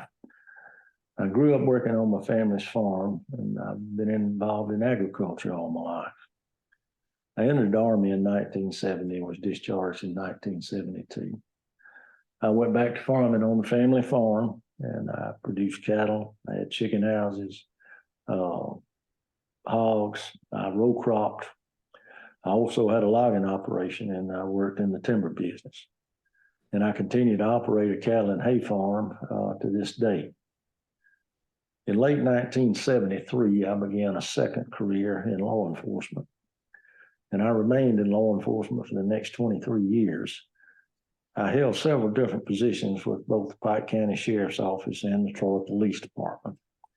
I spent the last 14 years of my career as the Chief of Police for Troy, Alabama.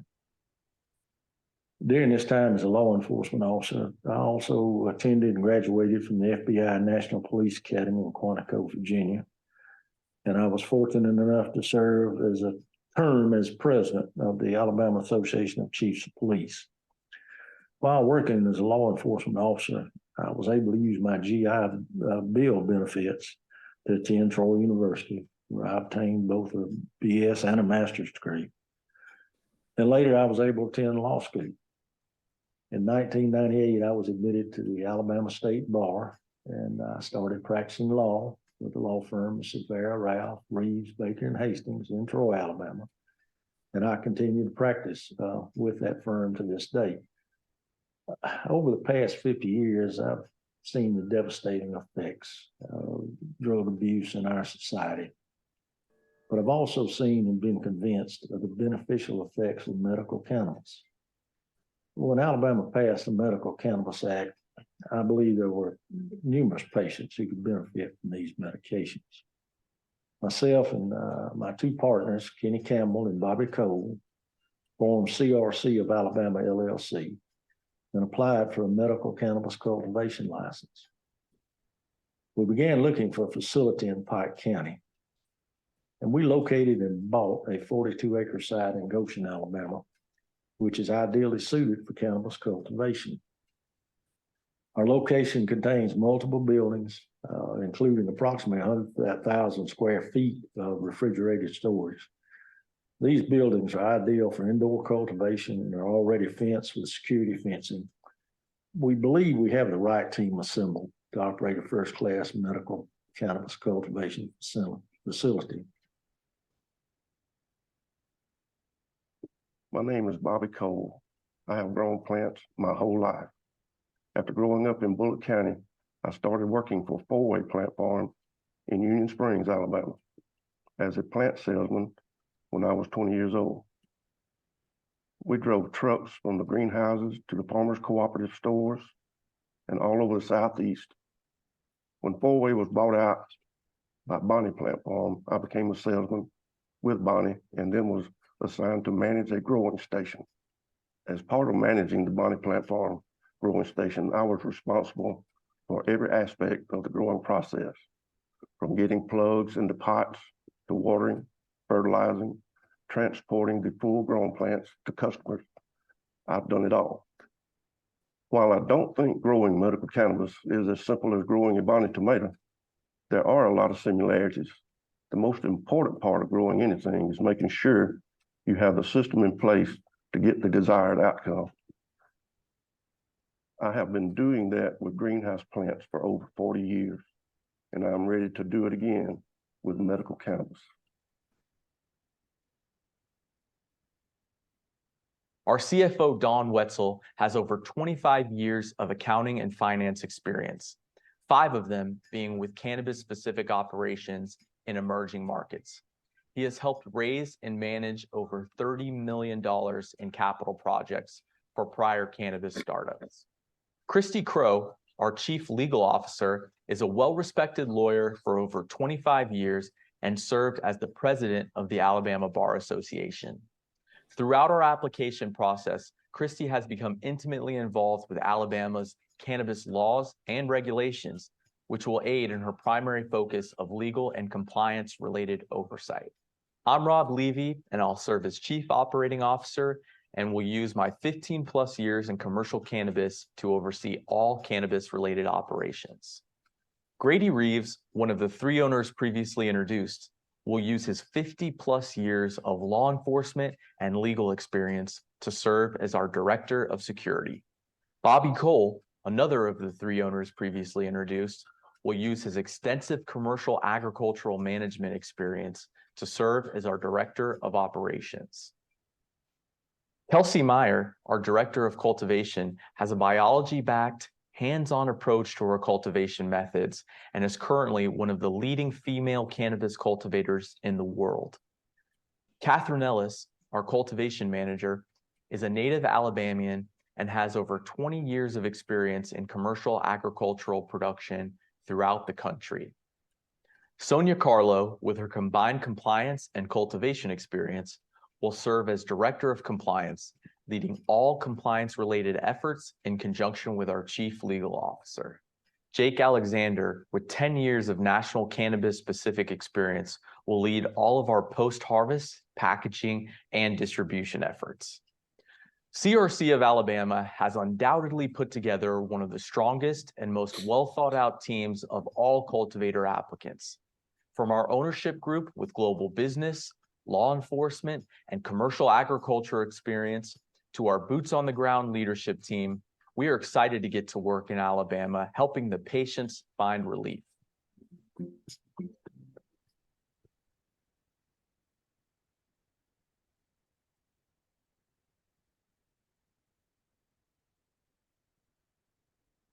Again, we appreciate the opportunity to be here today, and we're ready, willing, and able to begin production. We've got the resources to do it. We don't have to build buildings. We've got the existing facilities, and we're ready to get started.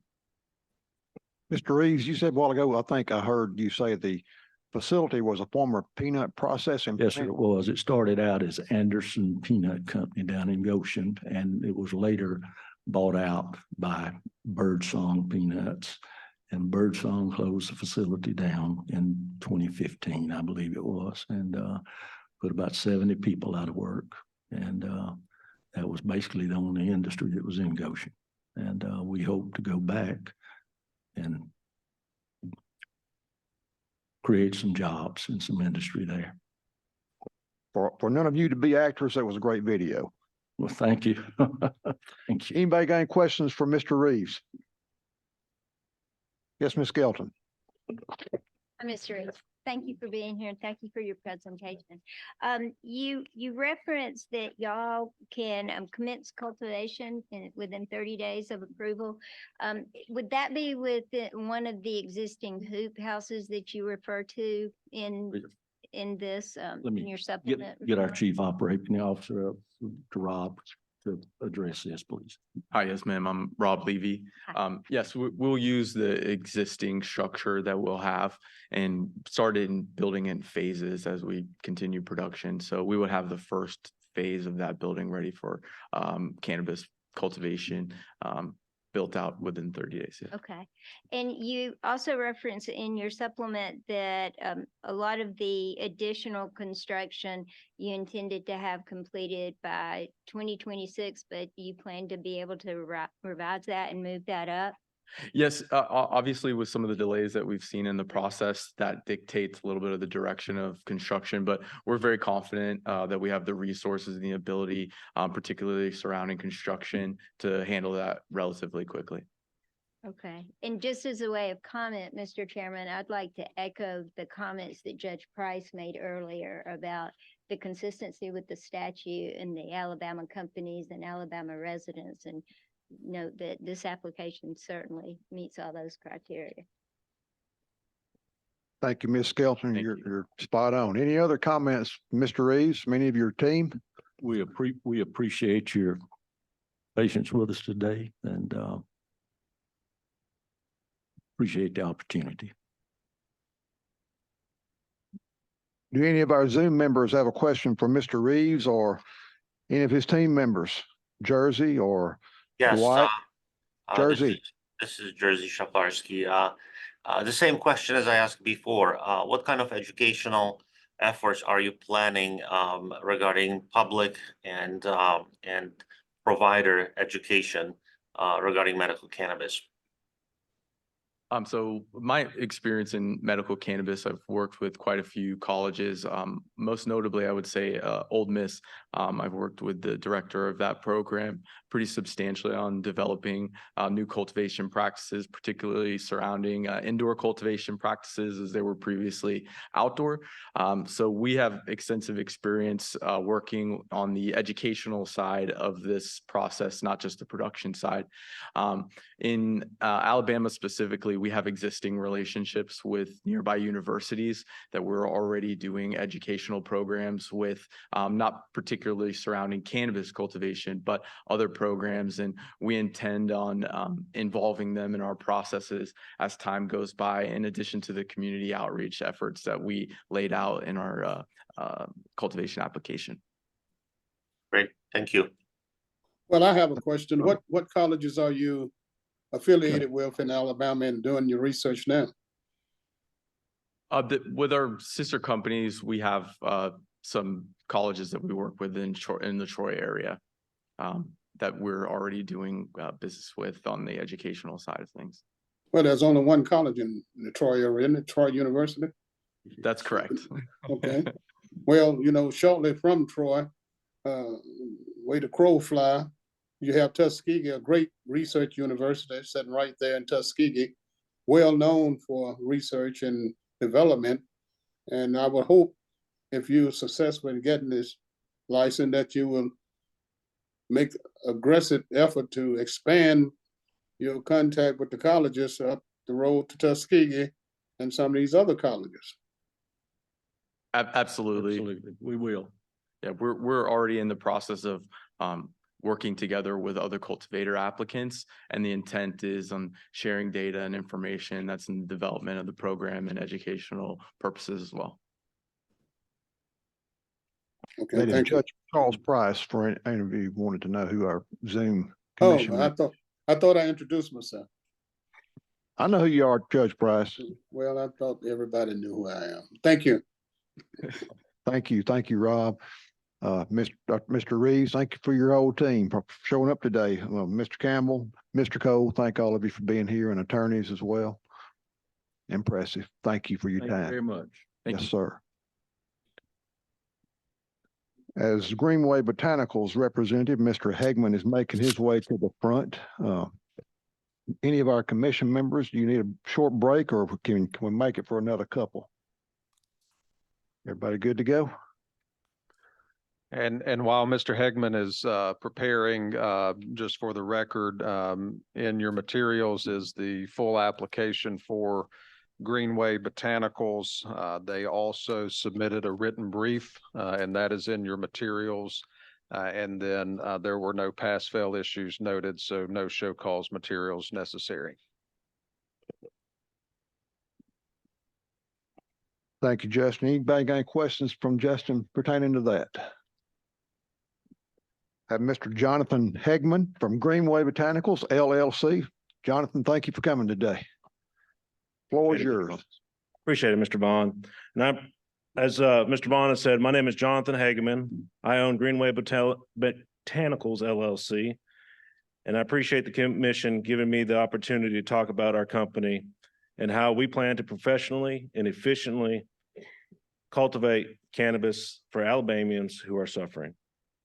And one of those people, believe it or not, is my mother. She suffers from Parkinson's, and this has been a pretty interesting journey through the whole process. So it's been great to be part of this process in the state of Alabama.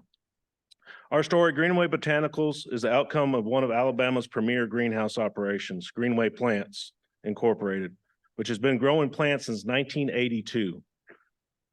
Our goal is to promote public health by providing the safest medical cannabis in the state by growing cannabis plants in greenhouses where the natural light and the sun gives a plant daily allows us to grow at a lower carbon footprint as opposed to our power-intensive indoor grow facilities.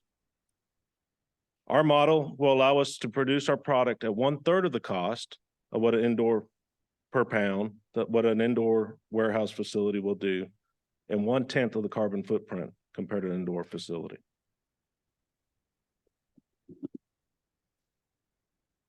And this is no different from what we are doing now on our family farms. And we are Alabama-owned farm family, myself, and we operate in greenhouses every day.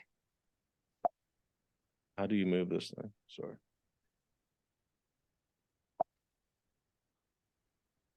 Can I go next slide, please? There. So my presentation is a little different than most. This is my family right here. This is my wife, Amy, in the middle there, my daughter, 11-year-old daughter, Ella Kate, my 4-year-old son, John Henry, and we own 90% of Greenway Botanicals, LLC. And I've been in the greenhouse business for the last 18 years. My passion for agriculture started in the sugarcane fields in the Dominican Republic, where I was born. I became a U.S. citizen in 2000. And from 1998 to 2004, my abilities to speak Spanish fluently, understand the Latin culture, and my passion for agriculture has allowed me to work in several large-scale vegetable farms in Tennessee, North Carolina, Florida, growing snap beans, tomatoes, peppers. In 2004, I had the privilege of purchasing a greenhouse in Alabama. It was 4 acres. In 2018, I merged those 4 acres with Greenway Plants Incorporated. Family called the Nelsons owned it. They were getting older and they wanted a way out, and that was their ticket out. And if you guys are in the greenhouse business or in agriculture in general, if you don't have another generation coming up, and John had all daughters, I was their ticket. I was a young, ambitious guy, and I was able to work with John for several years, but now I'm the sole owner of Greenway Plants, and we operate now 12 acres of indoor heated facility and 12 acres of outdoor growing space. I currently serve as Alabama Farmers Federation and Alpha Insurance's youngest elected central vice president. I've had the privilege of winning the 2012 Outstanding Young Farm Family for the state of Alabama. I've also served as past Alabama State Young Farmers Chairman, American Farm Bureau Young Farmers and Chairman Ranchers National Committee Chairman. Last year, my wife and I were privileged to win the Outstanding Farmers of America National Winner. And I've served as Alabama Greenhouse Nursery Sod Committee Chairman. I've graduated from Alabama Leadership Initiative, Alabama Leaders Class #2, and Leadership Calhoun County. And I didn't note this a lot on my application, but I'm probably the longest enrolled student at Jacksonville State University, working on my BA in Business Management, where I hopefully graduate next fall. 20-year student, sorry. Work comes into play, things happen, and as you guys can see from our business, we've been pretty successful. All right, this is Jake, the other 10% of my company, and he is my cousin, Jake Van Wingerden. And if you guys are in the greenhouse industry, you would know the Van Wingerden name. As a family, the Van Wingerdens operate quite a bit of the greenhouse space all around the country. We're all family operations. I happen to be one of the smallest ones with 12 acres in Alabama. But when we were going through this process, we were approached by a lot of outside influences. Other people that were experts in this business. They were going to tell us how to do it, where to do it. And we're plant people. But part of the application process forced us to have medical marijuana experience. Well, it's illegal in Alabama to have that because it's not been possible. So I looked to different places and I brought on my cousin Jake. Jake Van Wingerden owns now 10% of Greenway Botanical. So I had to give that to him as part of that, the way things work. He's been involved in running greenhouse business his entire professional life. His career started in Colorado, managing 130 acres of greenhouses for his father. Today, he owns Tidal Creek, which is a 14-acre greenhouse facility in Maryland, which encompasses 14 acres of indoor space, 17 acres of shaded outdoor space and outdoor growing.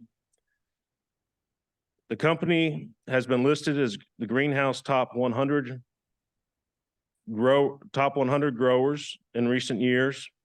In 2017, Jake was awarded one of the original 15 licenses for the state of Maryland to be a cultivator of cannabis. Over the last 5 years, he built SunMed Growers, state-of-the-art 400,000 square foot greenhouse facility, similar to what Greenway Botanicals is going to do. And today, SunMed Growers and its processing division, SunMed Labs, is the largest grower processor of cannabis in the state of Maryland and #1 ranked in sales. So I'm going to show you a few slides of Greenway plants. So this is our Anniston facility. This is our main facility. We grow all different kinds of plants. And now there's a lot of been questions today about, are we ready to grow? Are people ready to go? This happens every day. We don't stop. We hear a lot about the hemp process, because that if you grew hemp, I guess you're qualified to grow marijuana. We grew 2.5 million clones our first year, okay? That's what our clones look like. The first year, when the stuff was in the field, if you guys understand agriculture, the stuff in the field, when somebody bought a Charlotte's Web or cherry blossom or whatever they call it, I call them a plug. The cannabis industry calls it a clone. And you put it in the field and you bought the seed and the farmer put it out there and they had one plant was this tall and the other one was this tall and this, there's no consistency. We went and phenotyped that first year when it came out. And our fields, when we grew for one individual who grew 400 acres of outdoor production, the second year after we were able to phenotype for him, his fields were all even. So when you drive down the countryside and you see a soybean field and everything is uniform, you see a cotton field, everything's uniform. You see a cornfield, unless you have dry spots, most things are uniform, right? We did the same thing with hemp. Now we're also smart. We didn't go and hedge our whole business on change, bet the operation that hemp was going to be the last. This was just another plant that Greenway was able to produce. Didn't cost us any more money to do it. And we fit it in our rotation. We grow a lot of plants, folks. Sorry, I got a little off track. This is our center location where we'll be growing the cannabis. We will update some of this, but this is operational today. This is not a hope and a dream. This is what's happening today. We have crews in there. That's actually a mum field on the back. But that's 2 acres of heated space right there, warehouse, everything. We have where the red line is, there's already 8-foot fence with barbed wire on top and cameras are in place. So on our application, we did say that we'd be ready in 60 days. I'm a conservative guy, I'm a realist. I mean, I can be ready tomorrow, but I'd rather give myself, if you're going to hold me according to my application and actually hold me to it, I'd rather be truthful and say I will be there in 60 days. This is SunMed Growers in Maryland. This is their facility there. It's an operational thing. You guys can go visit it if you want to. This is in some of the interior pictures of it. You asked about, Mr. James, about pest management, positive pressure greenhouse. So if you see some of the stuff, the cooling and heating, and then everything is a positive rate. So we keep the pest out. We understand it. That's my cousin Jake. And then I'm going to leave this slide right here for a second. But as you can see from our PowerPoint presentation, Greenway Plants and its sister company, or Greenway Botanicals and its sister company, there's a lot of Greenways, I'm sorry. But Greenway Plants, a family-owned working facility. Greenway Plants has been operating in Calhoun County and Cherokee County since 1982. We might not be today's flashiest presentation because we do things ourselves. We are self-reliant. And innovative company that takes pride in our product. We do rely on professional help when needed and completed this application, believe it or not, without any help of any application writers, professional presenters, or lobbyists to make us look like something we're not. And I don't mean that to no offense to anybody, but we're the real thing. This is because the bill was written and passed for Alabama farmers such as myself who do not need to hide our identity to make us eligible under the law. We probably have one of the most unredacted applications out there today because we're not trying to hide anything or what we do. If you guys understand it, greenhouses and everything else, I mean, I can tell you exactly how to grow a plant. I can sit here and tell my competition how to grow the plant, but can they mimic the exact environments to do that? And everything's different. That's something that was beautiful in our industry, especially agriculture. There's so much sharing across the board. If you got a strawberry farmer and a fruit farmer, they're sharing information. They're not trying to hide things going on there. And as you can see right here in our slide, we were able to dig up our first certificate of inspection from the Ag and Industries from 1982. And that shows our longevity and our commitment in our community here. The commission members have carefully been selected in their field of expertise. I understand that the hard work the graders have put into the process. I'm grateful that Greenway Botanicals was awarded a license in August. But since we are here, and because I'm sure others will take issue, and I know, and I got to change this because everything changes every day, it seems like in this process. I submitted this application on the 17th when it was due with all the Thanksgiving stuff. The day before Thanksgiving, I got an email saying, hey, by the way, we might be changing some things around. So bear with me as we do some of this other part. The biggest thing on this is, yeah, we can't talk about the scoring as we heard this morning. I get it. But these are still going to be issues that you guys, as you guys grade these applications, might come up with. And I like to talk about them as we move forward. Just touch base real quickly.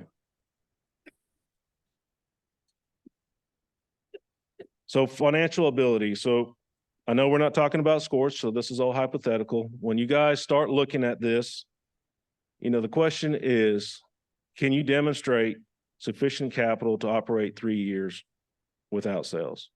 Well, our conclusion is, yes, we can. We can show that it'll cost us $3.5 million to run without sales for 3 years. Well, here's the other question. And I've been listening to other presentations today and reading and stuff. We're multi-operational use company, right? If greenhouse, if medical cannabis doesn't make it, we're not overhead. We're not paying a bunch of overhead to manage something that's not happening. So if we get the green light and we start cultivating and we see that the market's flooded, it's not profitable, we can put a pause, store our stuff securely, and still be able to produce other ornamental crops in that space. We're not a one-use facility only. Our sister company, Greenway Plants, we can release back out the space to Greenway Plants and start growing stuff again. So we're not bound by what this market is doing. We understand this. The other thing too, when it said sufficient capital was, I think a lot of the graders took into effect what your net worth is. I didn't put my net worth in. Like I said, we have the most unredacted application out there, I believe. It's nobody's business. The question was, can I show you guys that we can cover our bases for those years? Plus, with the financial statements,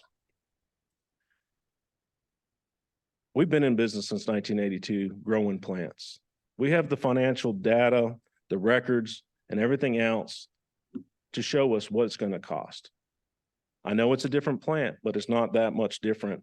It's another plant, ladies and gentlemen. We've done it. It's not rocket science. Even though I've met a lot of interesting experts in growing over the last 2 years or 4 years with the hemp, everybody's an expert. We grow plants and we grow it on a large scale. We grow quality and we do it well.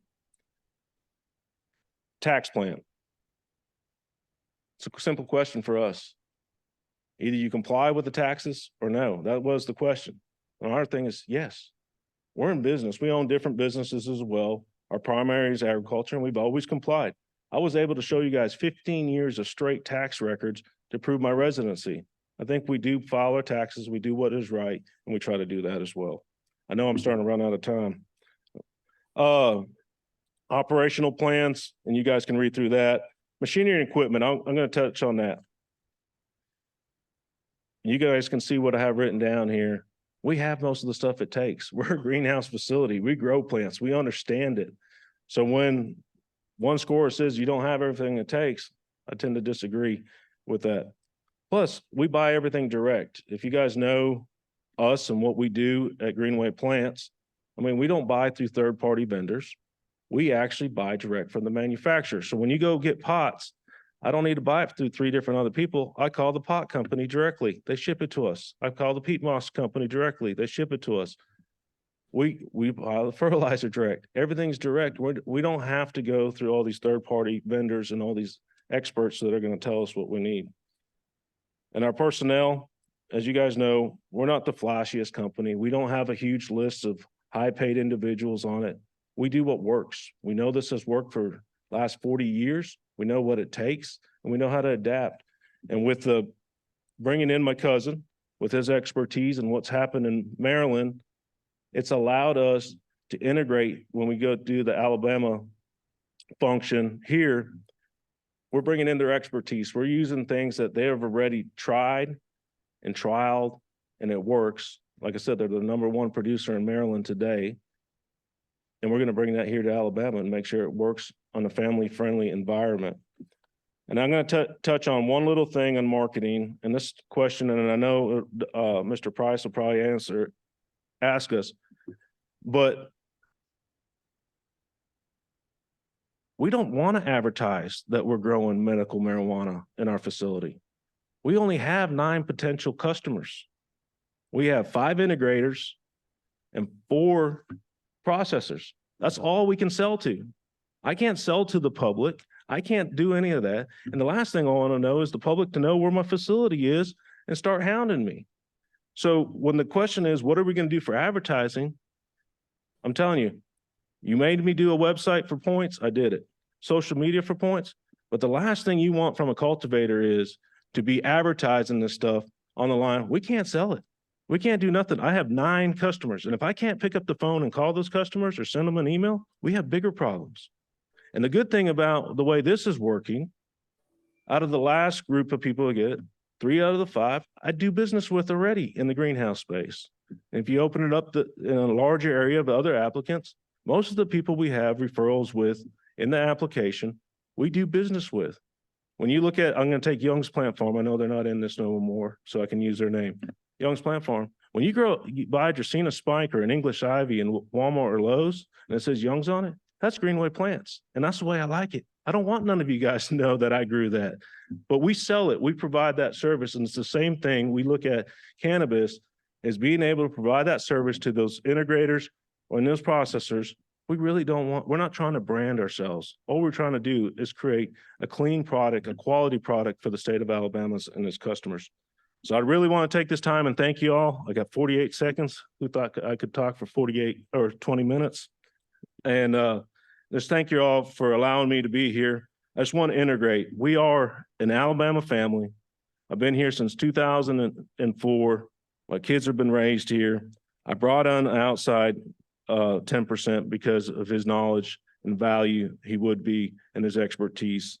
I didn't bring in a bunch of out-of-state groups, or we're not, we're a family farm. We're not, and I'll leave my presentation, and we're what the law intended when they passed this law, when they were looking for Alabama farmers.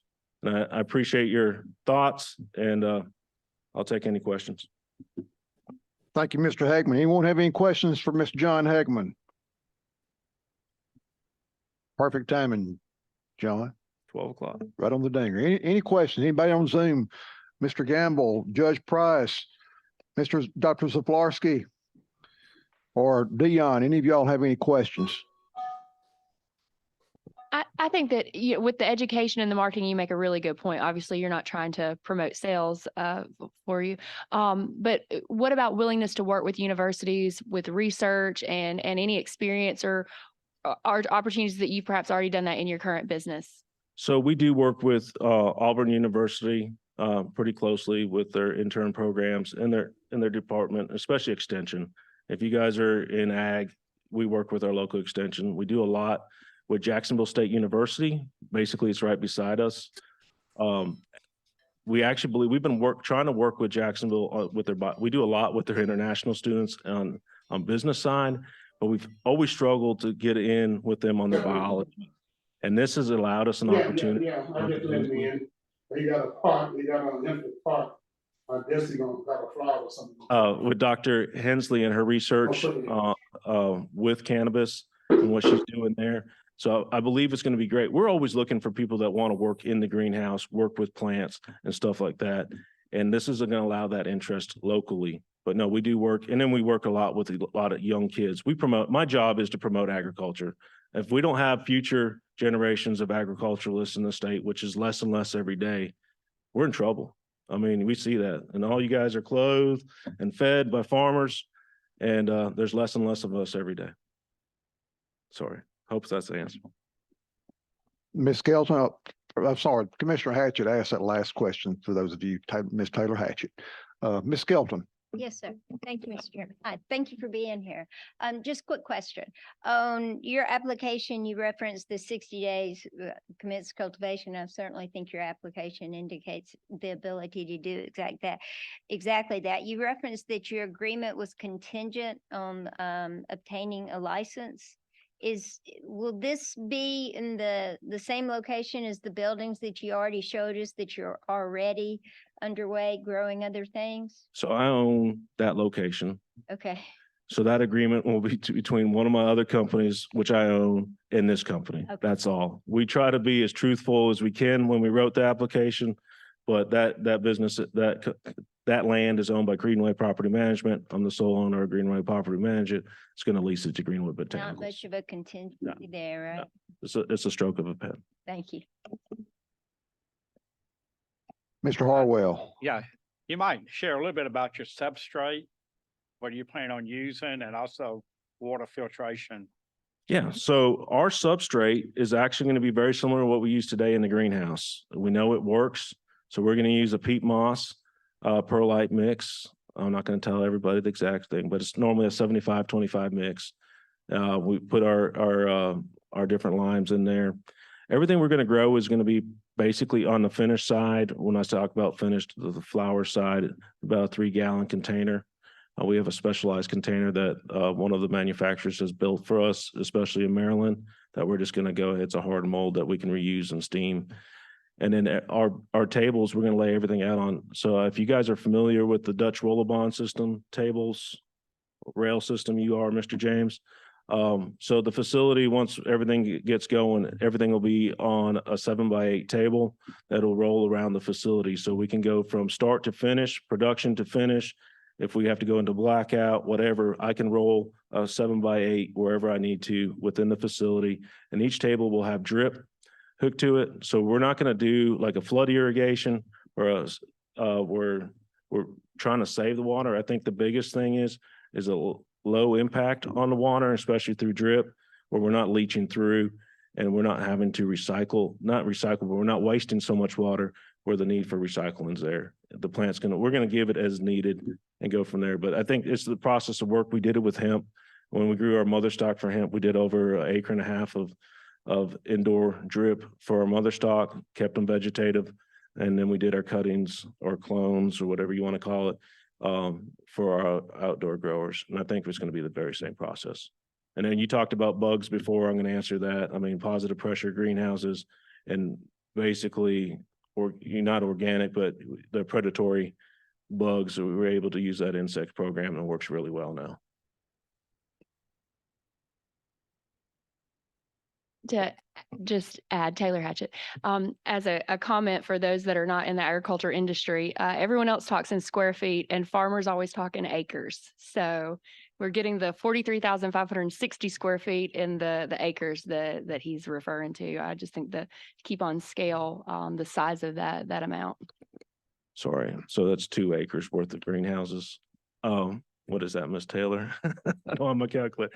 80,000 something square feet to initially start with, but we operate a lot more than that. You're right, Ms. Hatchett. We do tend to get lost in acres, and when you translate that to greenhouse space, it does amplify quite quickly. Any other questions for Mr. Hagman? Thank you, John. Appreciate your time today and great presentation. Any commissioners need a break before we have our last presenter prior to a lunch break? Justin, anything needs to be mentioned about twisted herb cultivation? Twisted herb cultivation, as they're coming up, you have their full application. You have the applicant summary that we provided for you, and then there were no pass-fail items noted, so no show cause materials needed. Y'all are excellent timekeepers, I will say that. All right.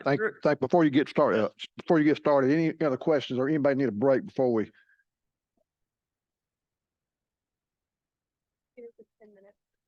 This will be a 10-minute presentation.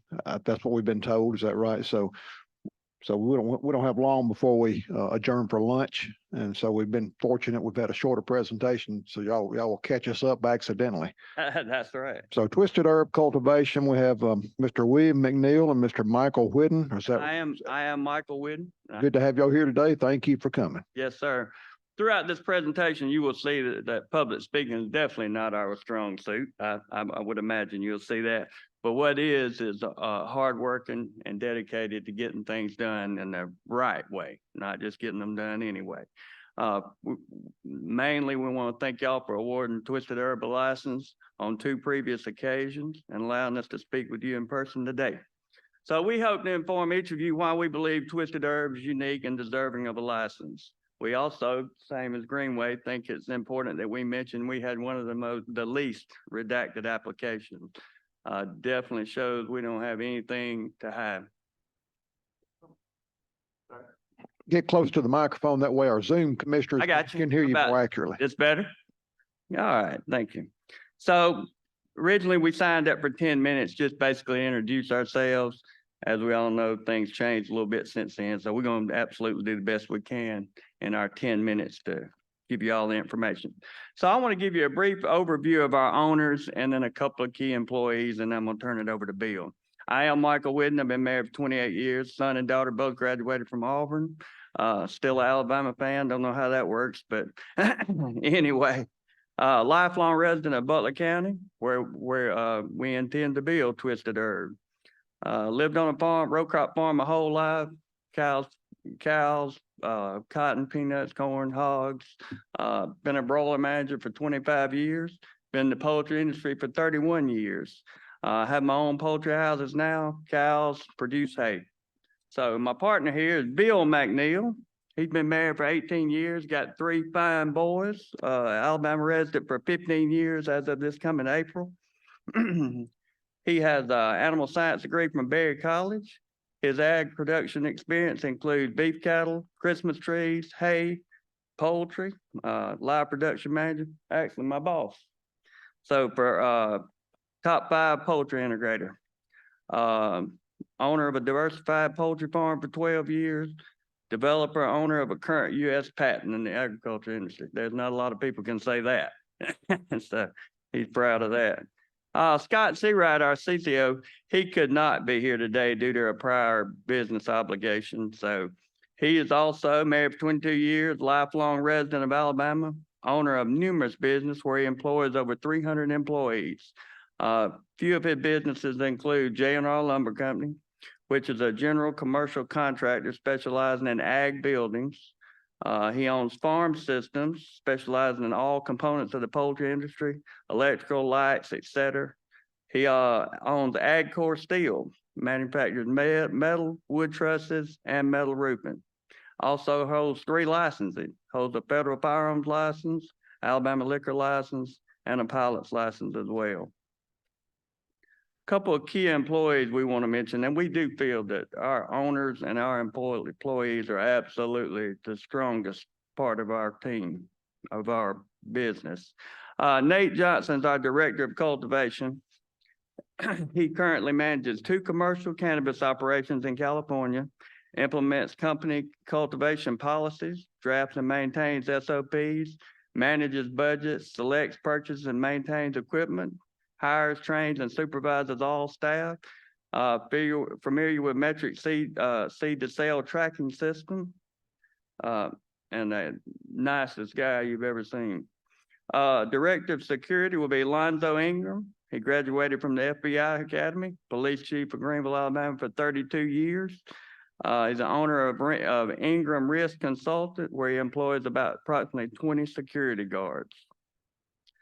So between the 3 of us, we believe we have a wealth of knowledge, experience, resources, and determination that will be instrumental in aiding the patients of Alabama with what they need in a timely manner. And then with that, I'm going to turn it over to Bill. Good morning. I'm glad to be here. I'm just going to give a brief overview of our proposed facility. We've got a 27-acre site in Butler County, the south of Greenville on Highway 31. The site does have adequate power. It's been verified by Pioneer Electric.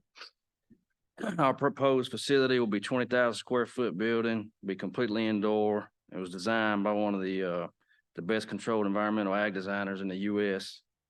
The rooms will all be climate controlled with LED lighting to reduce electrical usage. At full capacity, we will have 6 flower rooms averaging 1,400 square foot each.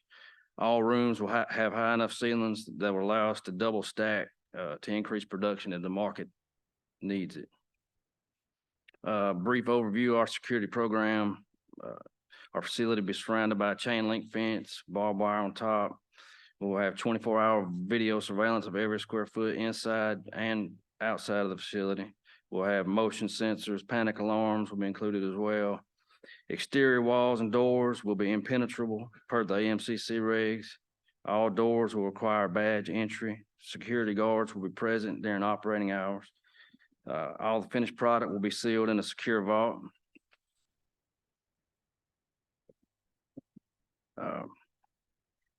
The last thing I want to talk about is the reasons why our team and our resources, we will be able to commence cultivation in a timely manner. The primary reason is Scott Seawright, our partner and owner.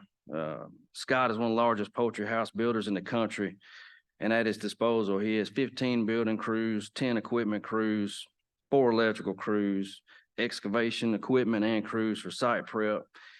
He builds about 6 million square foot a year of automated poultry houses, and he also owns 2 lumber yards and hardware stores that are within 60 miles of our site. The second reason is Michael, as the broiler manager of Top 5 Integrator. He's overseen the construction of 15 million square foot of poultry houses and turned multiple projects around in a very expeditious fashion. The last key component is going to be Nate Johnson, who's going to be our Director of Cultivation. He has over 16 years of cannabis cultivation experience, has been instrumental in designing and constructing over 5 different indoor facilities, of which he was a part of the startup and the daily operations of these facilities. In closing, we would like to assure the commission that we fully understand the tasks and responsibilities that lie ahead of us if we receive a license. We know we are up to the task, and we will not let the patients of Alabama who are in the need of this medicine down. We are not an MSO, and we don't need to be. We are locals who believe in our community and medical cannabis. With that being said, we are confident that we can deliver what was presented to you in our application, and we will. Thank you, Mr. McNeil. Anybody got any questions for Mr. McNeil or Mr. Whitten pertaining to twisted herb cultivation? Yes, ma'am, Ms. Hatchett. I apologize if I missed this. Do you already have a facility that is in operation, a greenhouse facility? No. But you propose that in 30 days you would be able to be in production? With our team and resources and storage containers, we believe we will be operational within 60 days, 30 days, excuse me. Anyone else? Thank you, Taylor.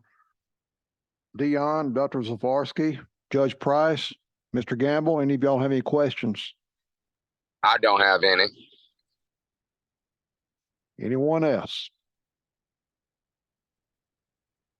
Thank you guys for presenting today. Appreciate your time coming, and that will conclude our presentations today prior to lunch. So we will adjourn till 1 o'clock. Is that right, Brittany? Mr. Chairman, Yes, Justin. just Brittany may want to instruct those on Zoom what their protocol needs to be so that we don't lose them after lunch. Okay, thank you, Justin, for reminding us that. We do have, I think, at least 4 on Zoom right now. We may have somebody else may join us after lunch. I'm not sure, but Brittany, go ahead and give those instructions, please. Sure. If you're joining online, you can either just leave your Zoom account open, mute, do whatever you need to do during your lunch break.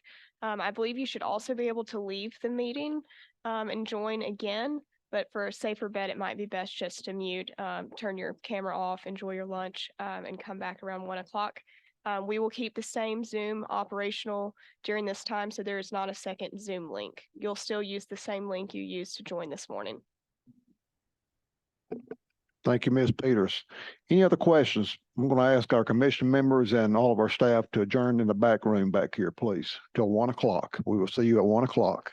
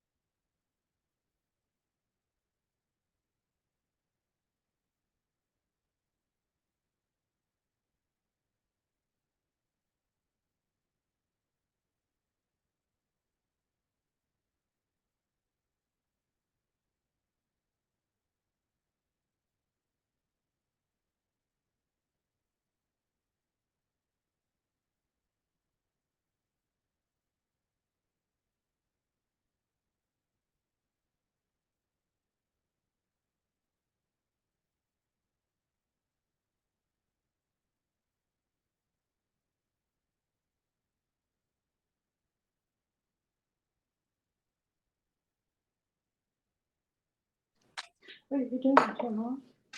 Unmute. And then I'll see my picture there. So. No, you don't know how to do that.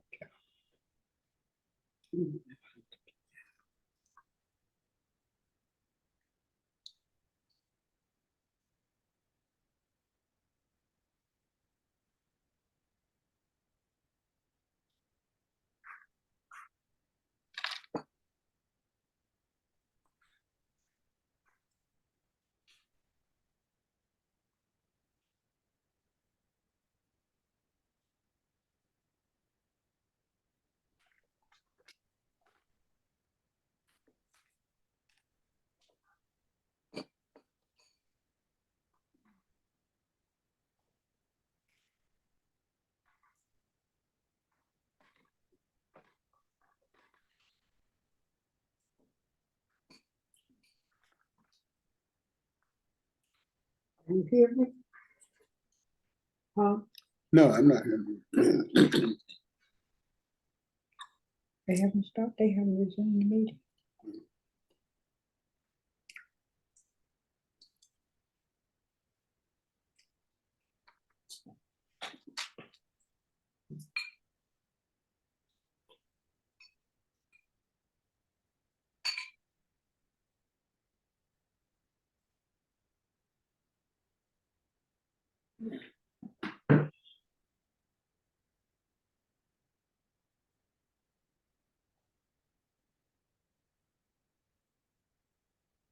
Are you, is your picture there? Yeah, my picture's in. Have they resumed? Get ready to kick off our presentations. We're just somewhat behind, but before we start, I'm going to ask to make sure that our Zoom commission members are hearing us okay. Dion, are you online? Dion I'm Robinson. online. Okay. I was trying to fight the mute button. Okay, thank you, Mr. Robinson. I got Dr. Zaflarski, are you there? Yes, I'm here. Thank you. Thank you. Mr. Gamble, are you there? Yes, I'm here. Thank you, Dwight. Judge Price, are you available? Yes, I'm here. Okay, thank you, all of you. We've got 10 commission members on standby today, so thank all of you for being here once again. So we'll go ahead and start our afternoon presentation. We only have 3 this afternoon, so it'll be a quick afternoon. So we'll start with the James Gang Dispensary, LLC. I'm going to ask Ms. Christine Williams if she'll come forward and make plans for a presentation before the Alabama Medical Cannabis Commission. Ms. Williams. And Mr. Chairman, for the record, Yes, Justin. James Gang Dispensary LLC, you have their full application, the applicant summary that was provided for you. They did receive a pass-fail show cause notice and did submit a pass-fail show cause response. And that response is included in your materials as well. Thank you, Justin. I appreciate the update on that. And any other questions or concerns from commission members before I turn it over to Ms. Williams? Ms. Christine Williams of James Gang Dispensary, thank you for coming today. Thank you. And good afternoon, everyone. And this is my son, Albert Williams, Jr. He will be helping me present the presentation today, okay? So we're gonna get started. About us, the James Gang Dispensary is dedicated to the cultivation of premium medical marijuana based in Atmore, Alabama. Our mission is to bridge the gap in the availability of superior grade medical cannabis for patients requiring reliability therapeutic product. We understand the critical needs for accessibility, high quality medical marijuana, and are committed to meeting these needs with the utmost care and professionalism. And with that, I'm a medical technologist, so we can't have room for error. So we got to make sure that everything is professional and everything is on point so the patient can be treated accurately. So our focus is on providing exceptional medical marijuana that meet quality standards, ensuring that every patient receive the best possible treatment to improve their quality of life. And we will make sure that every patient get a chance to, whatever they need. So we make sure in growing the cannabis that they would get all the for the diseases and things that they need and everything. So, and why us? So the Jane Gangs, they will employ advanced technologies, best practice to produce top quality medical marijuana in Alabama using the state-of-the-art greenhouse and expert staff to ensure superior product standards.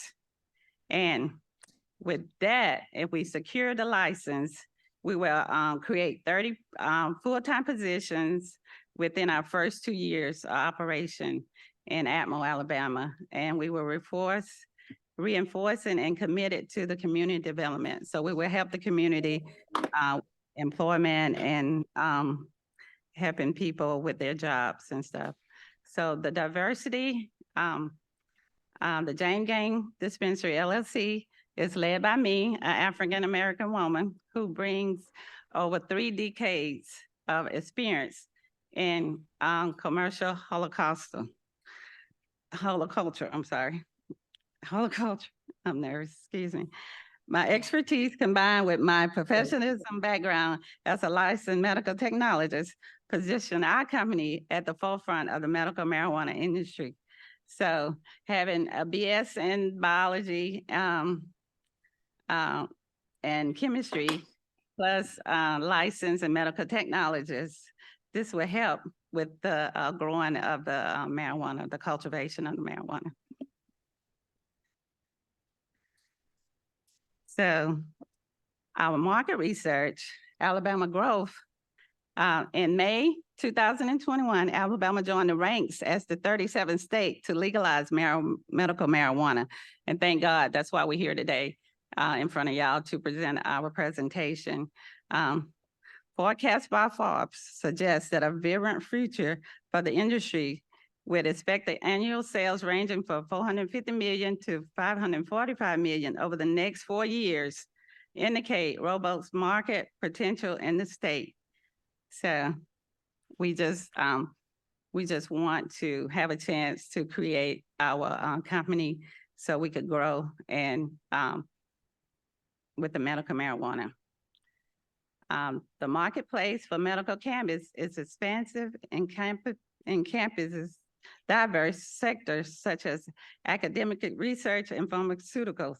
The Jane Gang Dispensary is strategy positioned to supply our expertise cultivation medical marijuana to universities and pharmaceutical firms and authorized vendors across Alabama. So, and we will be ensuring that they gain maximum benefit from all exclusive products offering. Okay, and the USDA farmland, that's where we will be setting up our greenhouse at, and we will be growing.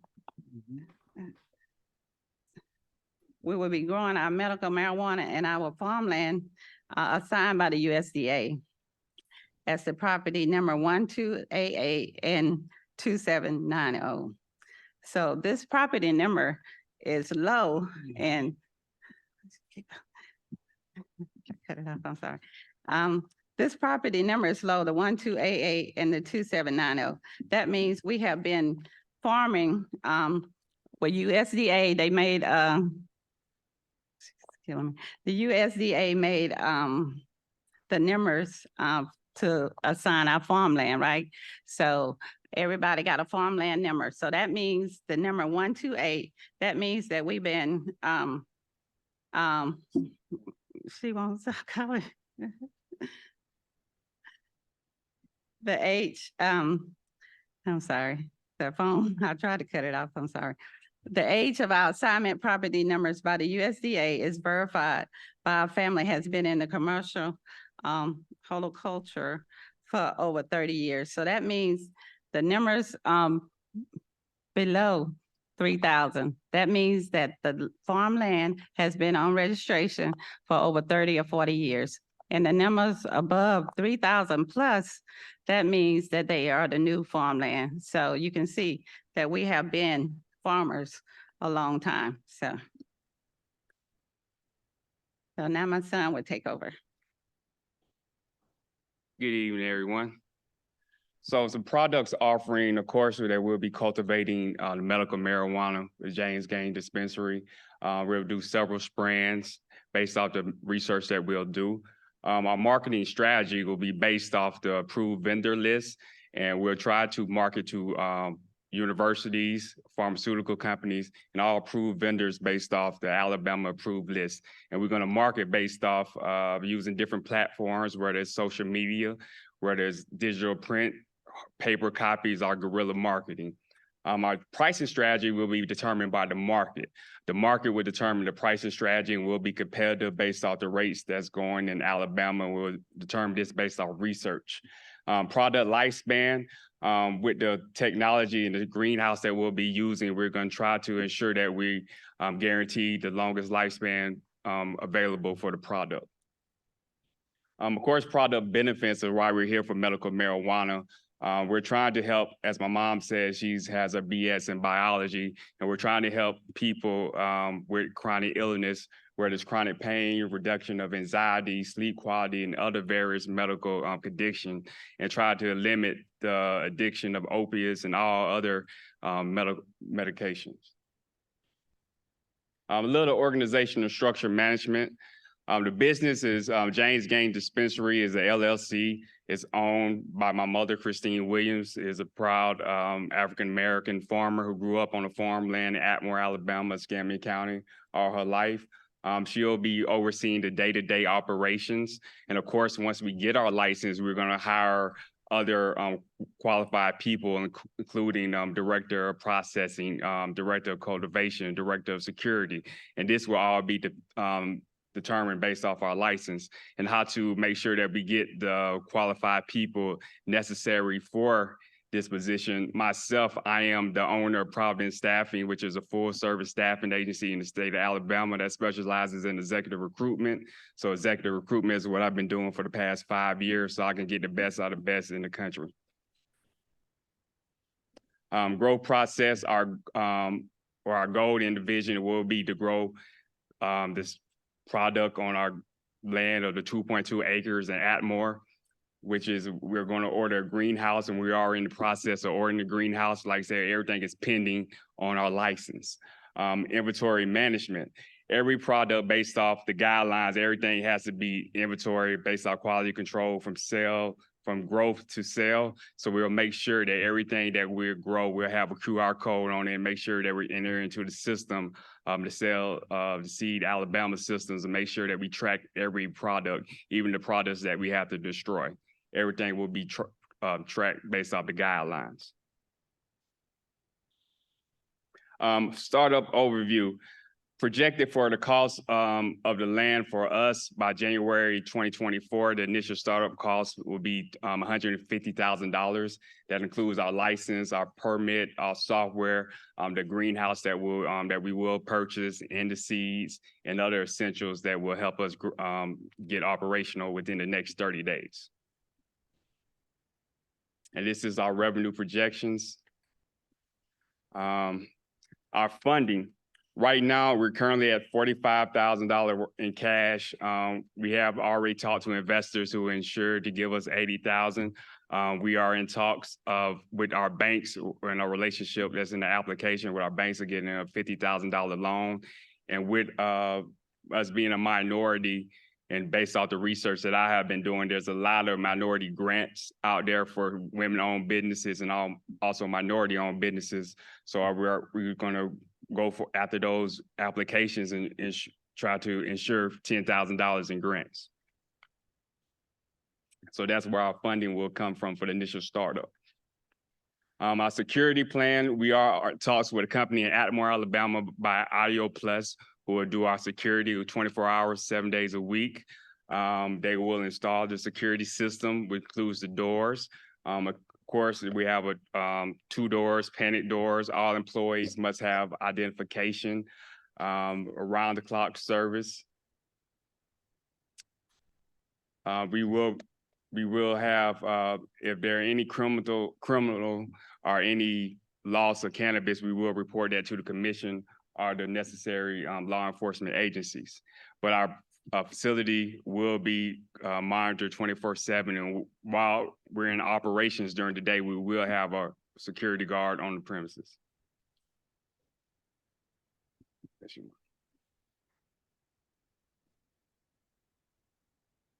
So thank you. So the Jane Gang is excited about this, and we will be partnering with Black Belt Partners of Alabama, which they are have expensive and experienced expertise to further the enhancement and offering of the service. They are a hemp company, and we just gonna partnership with them to find out different for potential partners and other partners that we can find. So we just getting started. So we just trying to get established. And then the James Gang, we are recognizing the substantial water and energy demands of marijuana cultivation. So we will be minimizing our environmental footprint to achieve the goals we will be implementing by using the irrigation and the lighting system that is designed for the maximum efficiency of the marijuana, of the cultivation of the marijuana. So then the Jane Gang will follow all federal and state and local agencies to promote cooperation and strict adhesive to the environmental regulations. And with that said, we will be doing policy and procedures for each employee, for each task we had to do. So we will be writing up more policy and procedures. So the Jane Gang, this is the summary. My conclusion is that the Jane Gang Dispensary LLC aspires to lead as an Alabama premier woman Black-owned medical marijuana cultivation enterprise. Our commitment to delivering consistently superior medical marijuana product and exemplifying service will establish us as the go-to source for all approved vendors in Alabama, fostering trust and reliability within our community. Born and raised here and educated here in the state of Alabama. So give us a chance. You won't be disappointed. Any questions? Thank you, Ms. Williams. Thank you, Mr. Williams. Albert, is that right? Yes, sir. All right. Any commission members have any questions? Yes, Ms. Hatchett. Thank you so much for your presentation. Could you share any about your current or previous experience with indoor crop production? Yes, I really don't have too much indoor, but just farming, planting. I've been working out in the fields all my life, and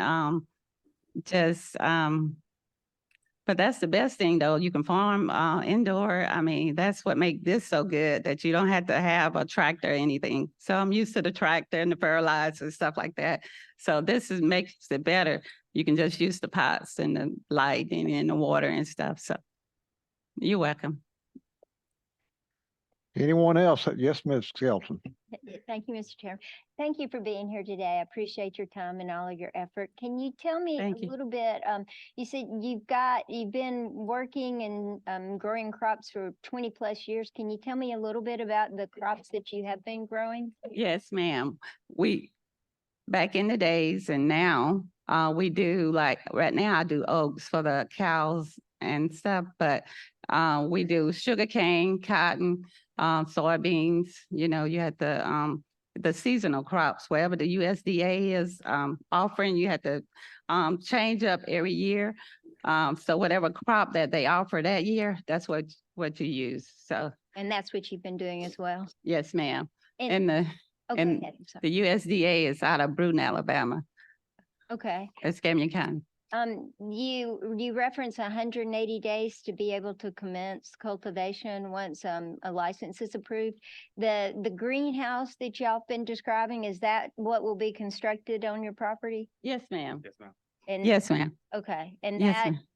So do you have everything in place? Yes, ma'am. To get Phone that? call away and shovel ready. But you don't have to do too much about billing. We just gonna order the greenhouse. So. Okay. All right. Yes. Thank you so much. You're welcome. Anyone else, any other commission member have a question, or any of our Zoom members have a question for Ms. Williams before we let her depart? Thank you so much, Ms. Christine, for coming today, and thank you, Mr. Albert, for joining her. We appreciate your presentation and making the effort today. Thank you so much. Thank you. We're a little bit ahead of time. We normally would be having Sanitas, I'm not sure how you say that. And Mr. Chairman, we did receive notice from Sanitas LLC that due to a conflict, they were not going to be presenting today, but you do have in your materials their full application, their applicant summary.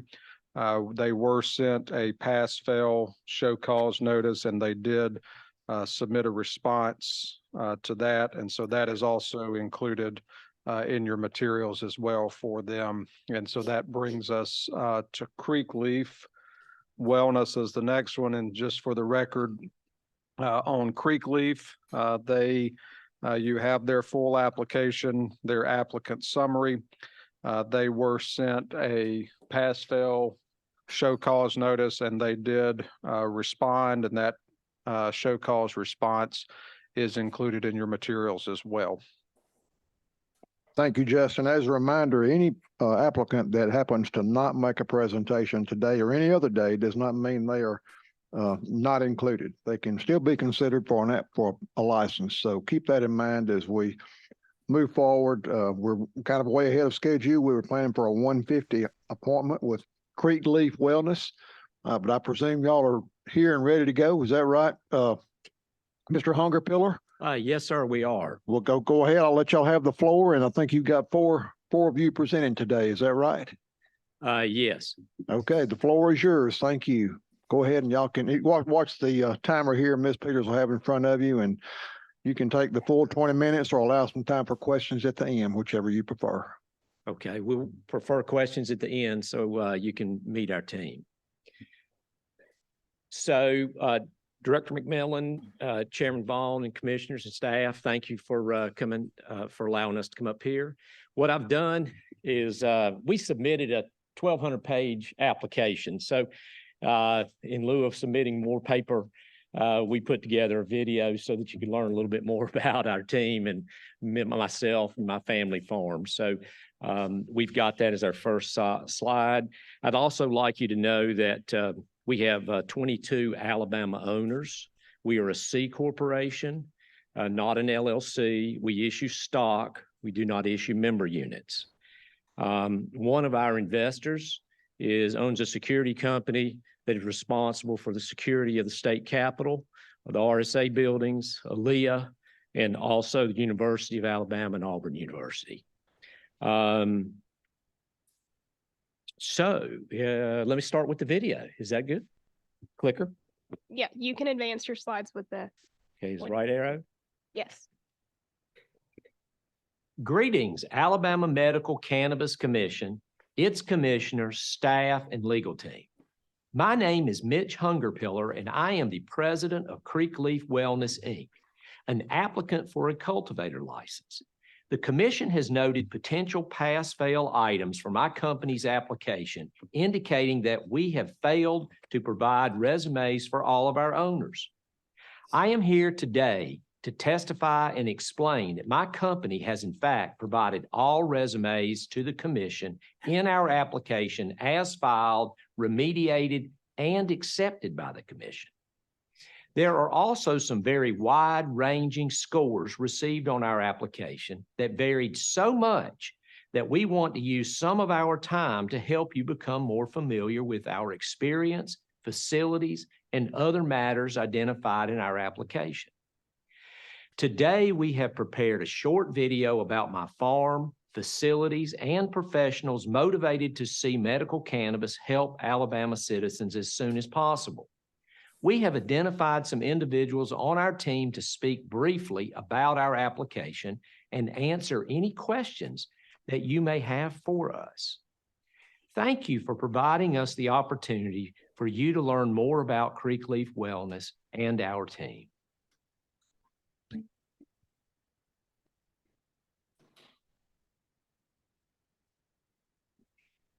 My family has been farming this earth here in Dallas County for over 200 years.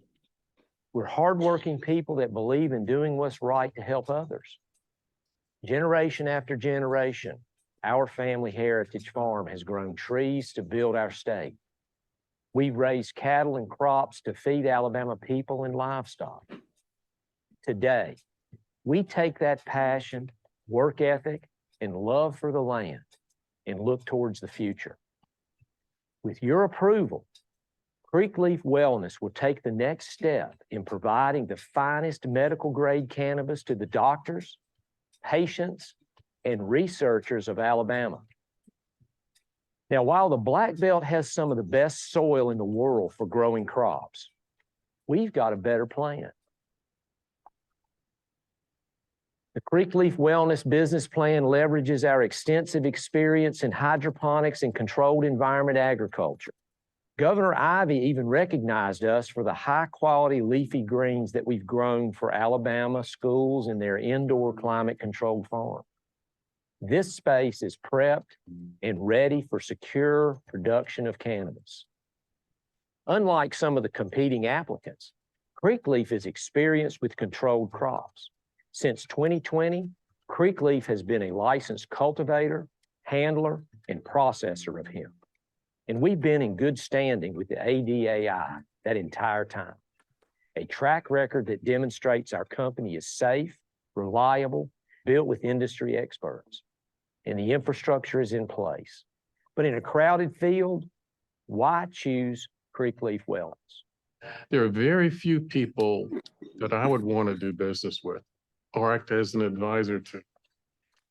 It's so easy to run into the wrong people in the business arena.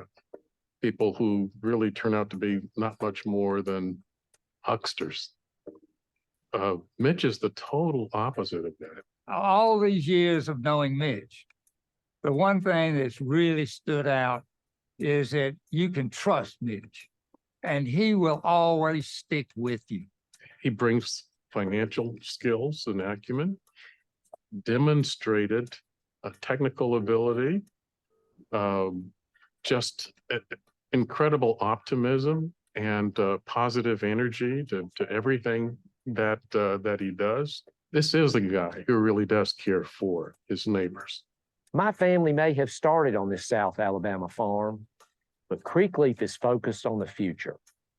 Our science-based controlled climate approach has already gotten the attention of Alabama's doctors and researchers who need consistent, high-quality cannabis. In Birmingham, we already have UAB, clearly a world-class university. We have Southern Research, a world-class drug discovery institution. And having a company that provides medical marijuana here based in Birmingham, very short ways of communication, would be of tremendous benefit, would create synergies. And I would be really excited if this were to happen. I'm a pharmacist and scientist, and I've been researching on plants and herbs for decades. I happen to know Mitch because of his extensive work on cannabinoids. And I think with his expertise and amount of work he has done in this area, I think the results would be a tremendous benefit to the state of Alabama and the wellness of people here. He has a group of investors behind him that appear to be serious about the business and are there to support him to get Creekleaf up and running and to be a successful venture.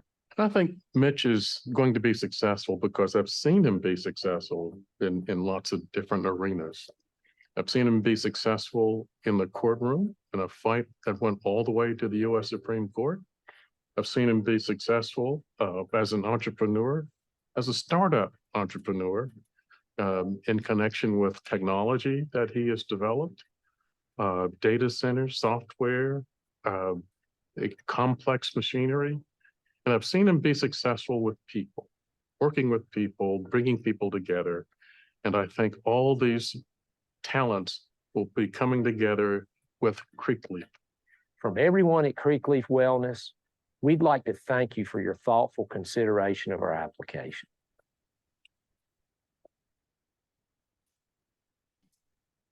So thank you. I've got Leslie Engelking, Dr. Tommy Singleton, and Andrew Guy here, and Stan Morris. He's my partner in Creekleaf Wellness. These are advisors that have helped us because medical cannabis at a pharmaceutical grade is very complicated. So we have some advisors. So Leslie, if you come up and talk to us, you helped us with the application.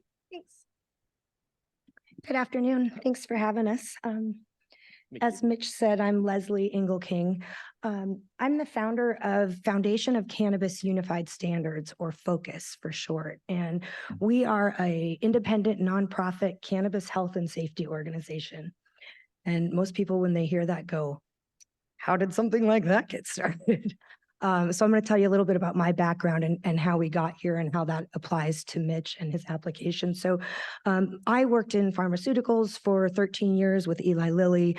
I've worked overseas in international manufacturing, and my first part of my career was in public health or mental health. In 2010, Arizona legalized cannabis for medical use, and some friends wanted to apply for a license and asked me to be part of it. I didn't know anything about cannabis at the time, but I was interested in the medical benefits and what that could bring to people outside of pharmaceuticals. And so I took a chance, and we applied and won the first license in Phoenix, and opened a huge number of stores, 6 dispensaries, grows, manufacturing facilities. And through that process, I realized that all the regulations that we had to follow really didn't show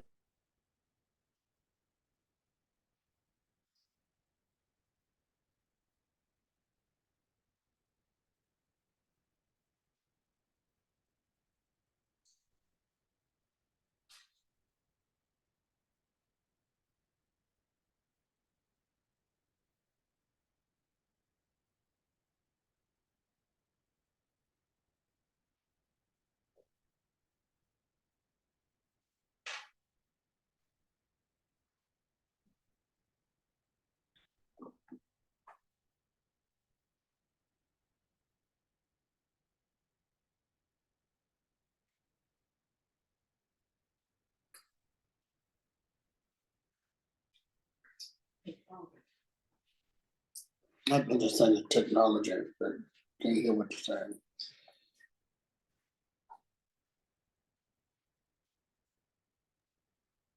I think we're disconnected from the source. Yeah, I'm the same way. I lost that feed.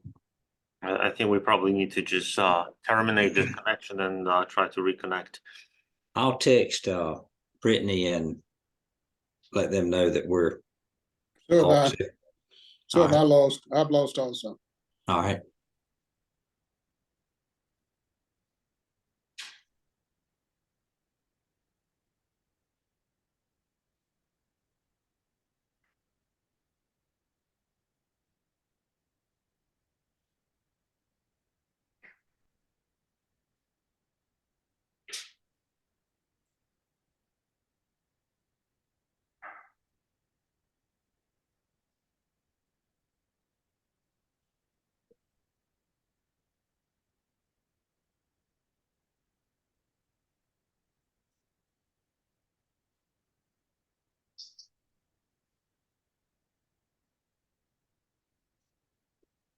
I just sent Daniel and Brittany a text to see if one of them will respond. All right.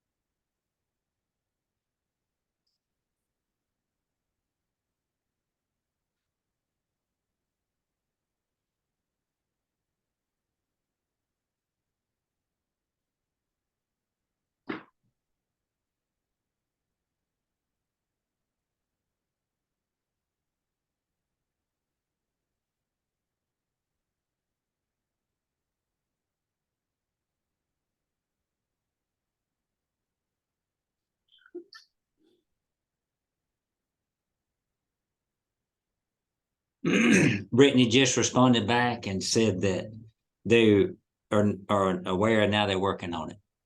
Okay. Thank you. Yes, sir. Dion, can you hear us? Dion, are you online? Dwight, have you got us? I am online. Hear y'all. Loud Okay, and clear. great. I Judge know, Price?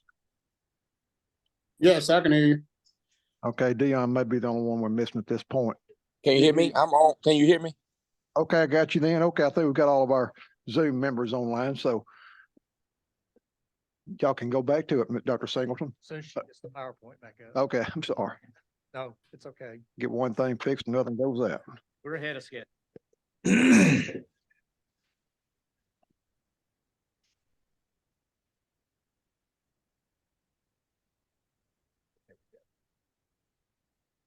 We thought we had it fixed. Our Zoom guys, y'all just stay tuned. We're almost back up and running. okay, thank you. Okay, you guys can go ahead. Go, Dr. Singleton. Thank you. It's a privilege to be before the commission today.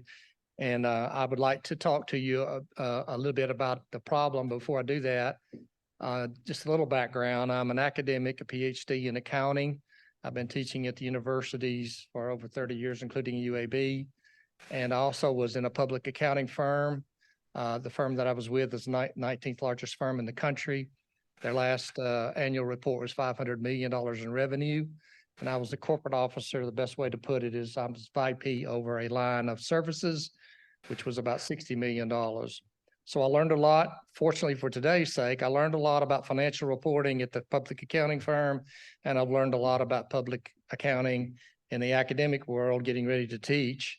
And one of the things that I learned is it's a lot, very complex, very hard for people to understand who don't have that sort of background. So I want to start with the first bullet point, if you would, Mitch, if you could roll forward. So let's start with this. We are convinced, Mitch is convinced, and I am too, that our original application, we did indeed identify and provide documentation on the 22 owners of the business because we sold stock, and there are no other owners now or in the future. And I want to try to best I can to tell you why we came to that conclusion. But having gone through those documents in preparation for you today, I understand completely why somebody would end up confused.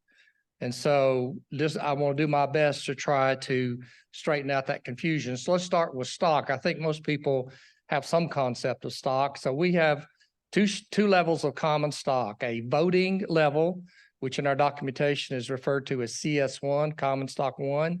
And there's a non-voting shares, which are CS2 in your documentation. All shares in CS1 have been sold to 22 individuals. All of them are from Alabama. And those are the 22 people that you have. If I may take a moment now on the difficult part to understand is the CS2, the non-voting stock. And if you will, with me, think of them as three groups, A, B, and C, okay? So first of all, before those particular shares were issued, the board wrote a policy that says we're going to use these shares as incentives for the original owners for them to buy more stock. And in fact, they strictly only can be sold to existing owners. So since the company owns the shares that have not been sold, but have been authorized, we did indeed, on that basis alone, provide all of the owners that exist. Because the only way someone can get any of the other stock is to have already been one of the 22 started. In the A level, first level of the stock, Mitch approached it with a warrant thing. And so this is why it gets more confusing. What's a warrant? So if you think about going down to buy a nice expensive Christmas present and it's layaway with no down payment, that's kind of what a warrant is.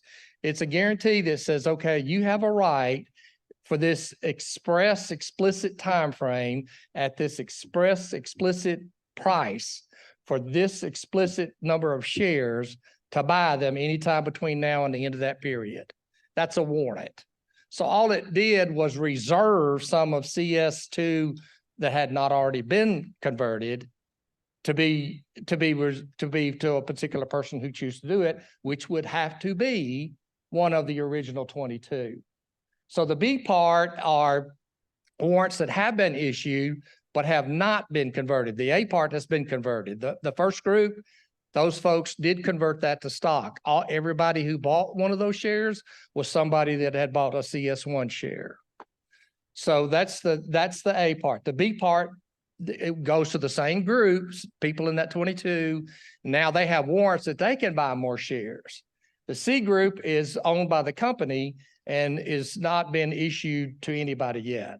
So what we want to do on the number 3, that's what I'm trying to explain down through that. So the last 2 points there are very important, is that the company owns those, warrants don't exist to stand alone. The 22 individuals we started with in CS1 are the ones who own stock today and who will not be able to own any others. No one else will be able to own any of the authorized stock except those 22. Thank you for your time. Thank you, Dr. Singleton. Next to speak on our behalf is Andrew Guy. Andrew is a master cultivator, probably the world's most experienced. And I'd like for Andrew to say a few words about our facility. Yeah. Hello, my name's Andrew Guy. I've been a cannabis cultivator now for 27 years.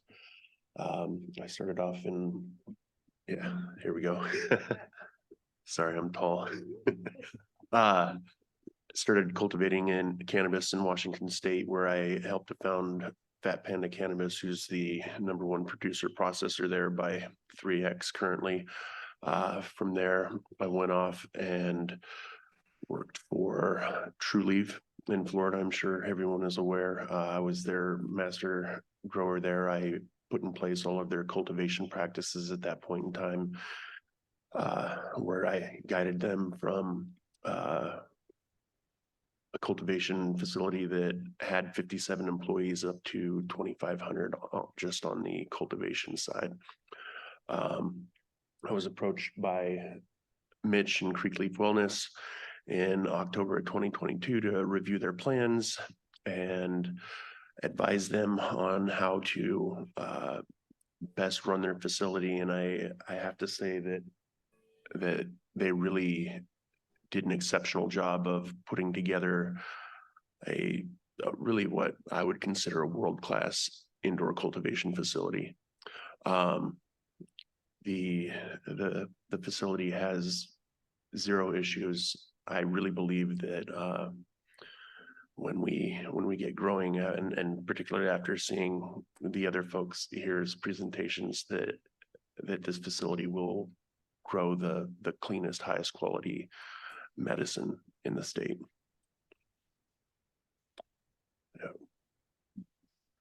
Okay, thank you, Andrew.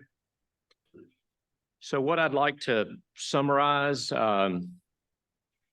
just to reiterate, Andrew is tall. Stan Morris is our Vice President of Compliance and also our General Counsel. I've known Stan since 1986 here in Alabama. Creek Leaf is 100% Alabama owned. We've submitted all resumes of all owners. We've put together a world-class team of architects, engineers, business people, doctors, lawyers, scientists, people that have experience in horticulture as advisors, or hopefully as we get a license, we'll be able to grow. Our facility is all block, and the city of Birmingham has approved us, contingent on receiving a cultivation license. And I can assure you that we will comply with all regulations to the best of our ability and to help the citizens of Alabama get the medicine that they need as quickly as possible at the highest quality possible. I've been licensed for 4 years in the hemp program, and we've done a lot of research, and we've been able to help a lot of people. Thank you. We'll be happy to take any questions. Thank you, Mr. Hungerpiller. Does any of our commission members have any questions for Mr. Hungerpiller? Got one, Ms. Lori? Go ahead, Ms. Skelton. Thank you, Mr. Chairman. Hi, thank you for being here. The facility that is, you currently have the CEA, is that right?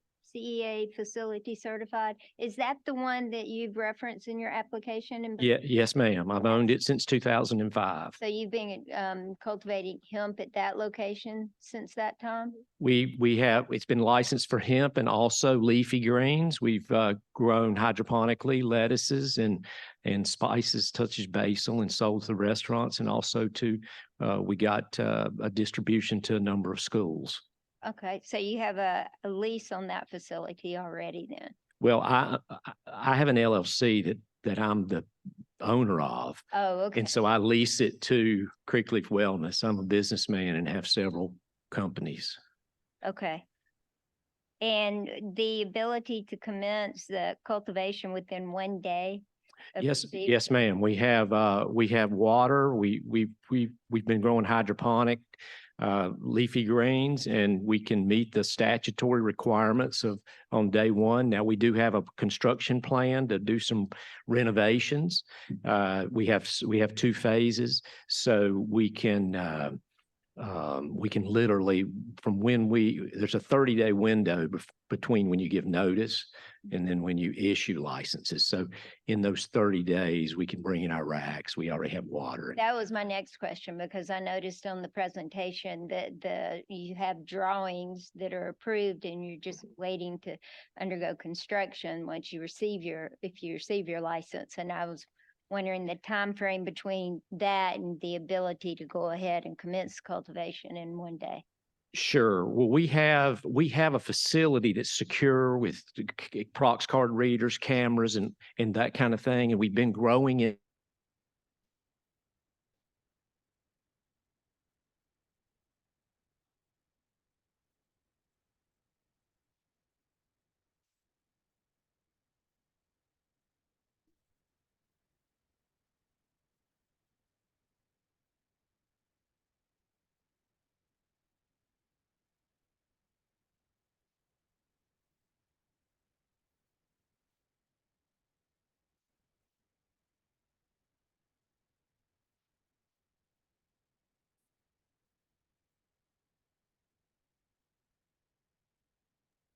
I think we lost them again. Yeah, I'm about to text them again. Yeah, they dropped us.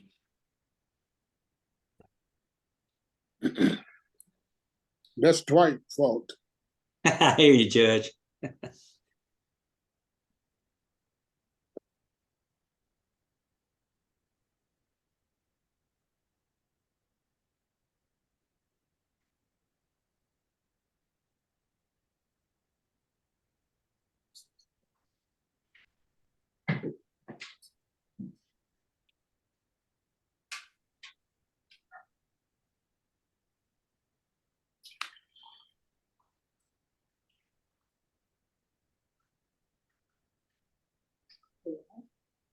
No, they just lost their connection.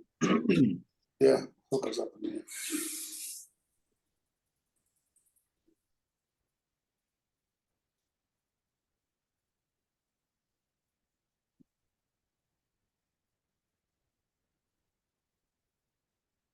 Brittany just texted that they're working to get it back.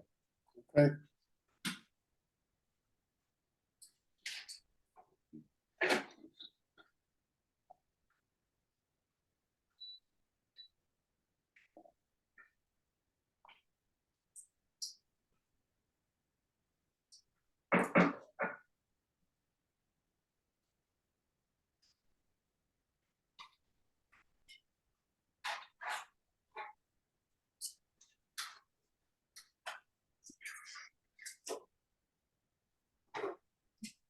Thank you for your presentation. Thank all of you for coming today and taking the time and effort to meet with us today. So thank you so much.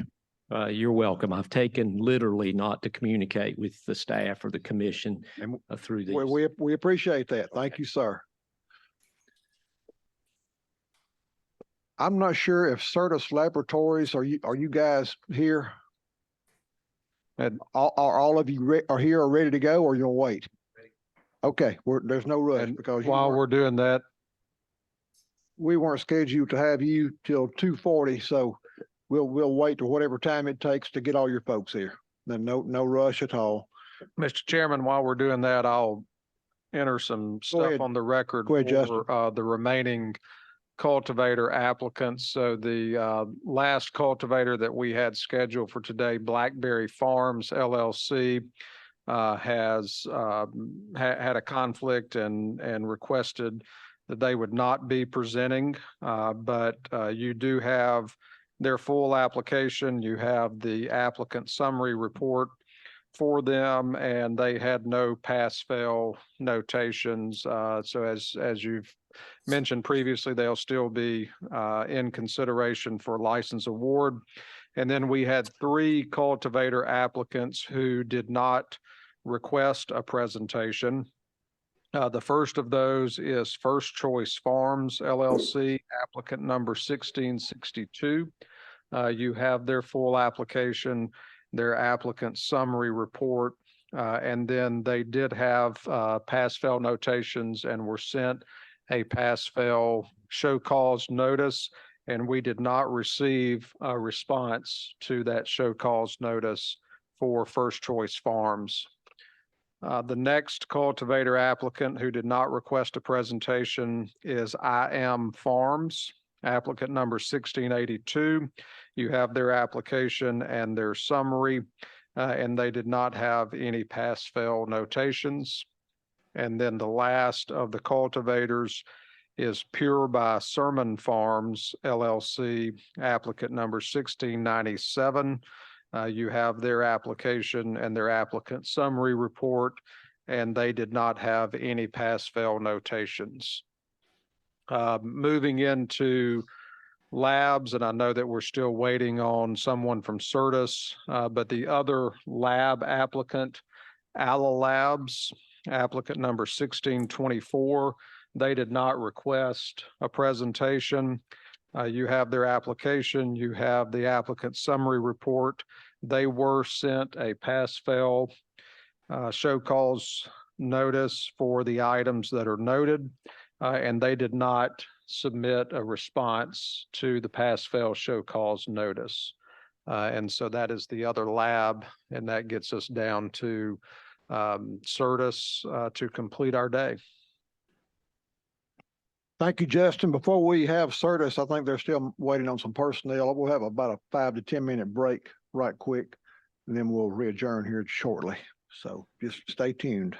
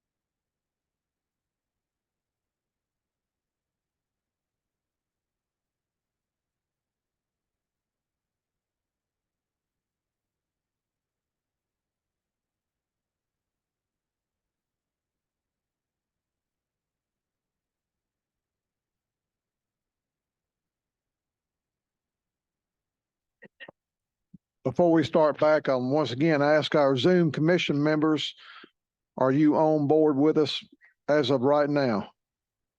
I'll start off with Dwight. Dwight Gamble, are you there? Judge Price, can you hear us?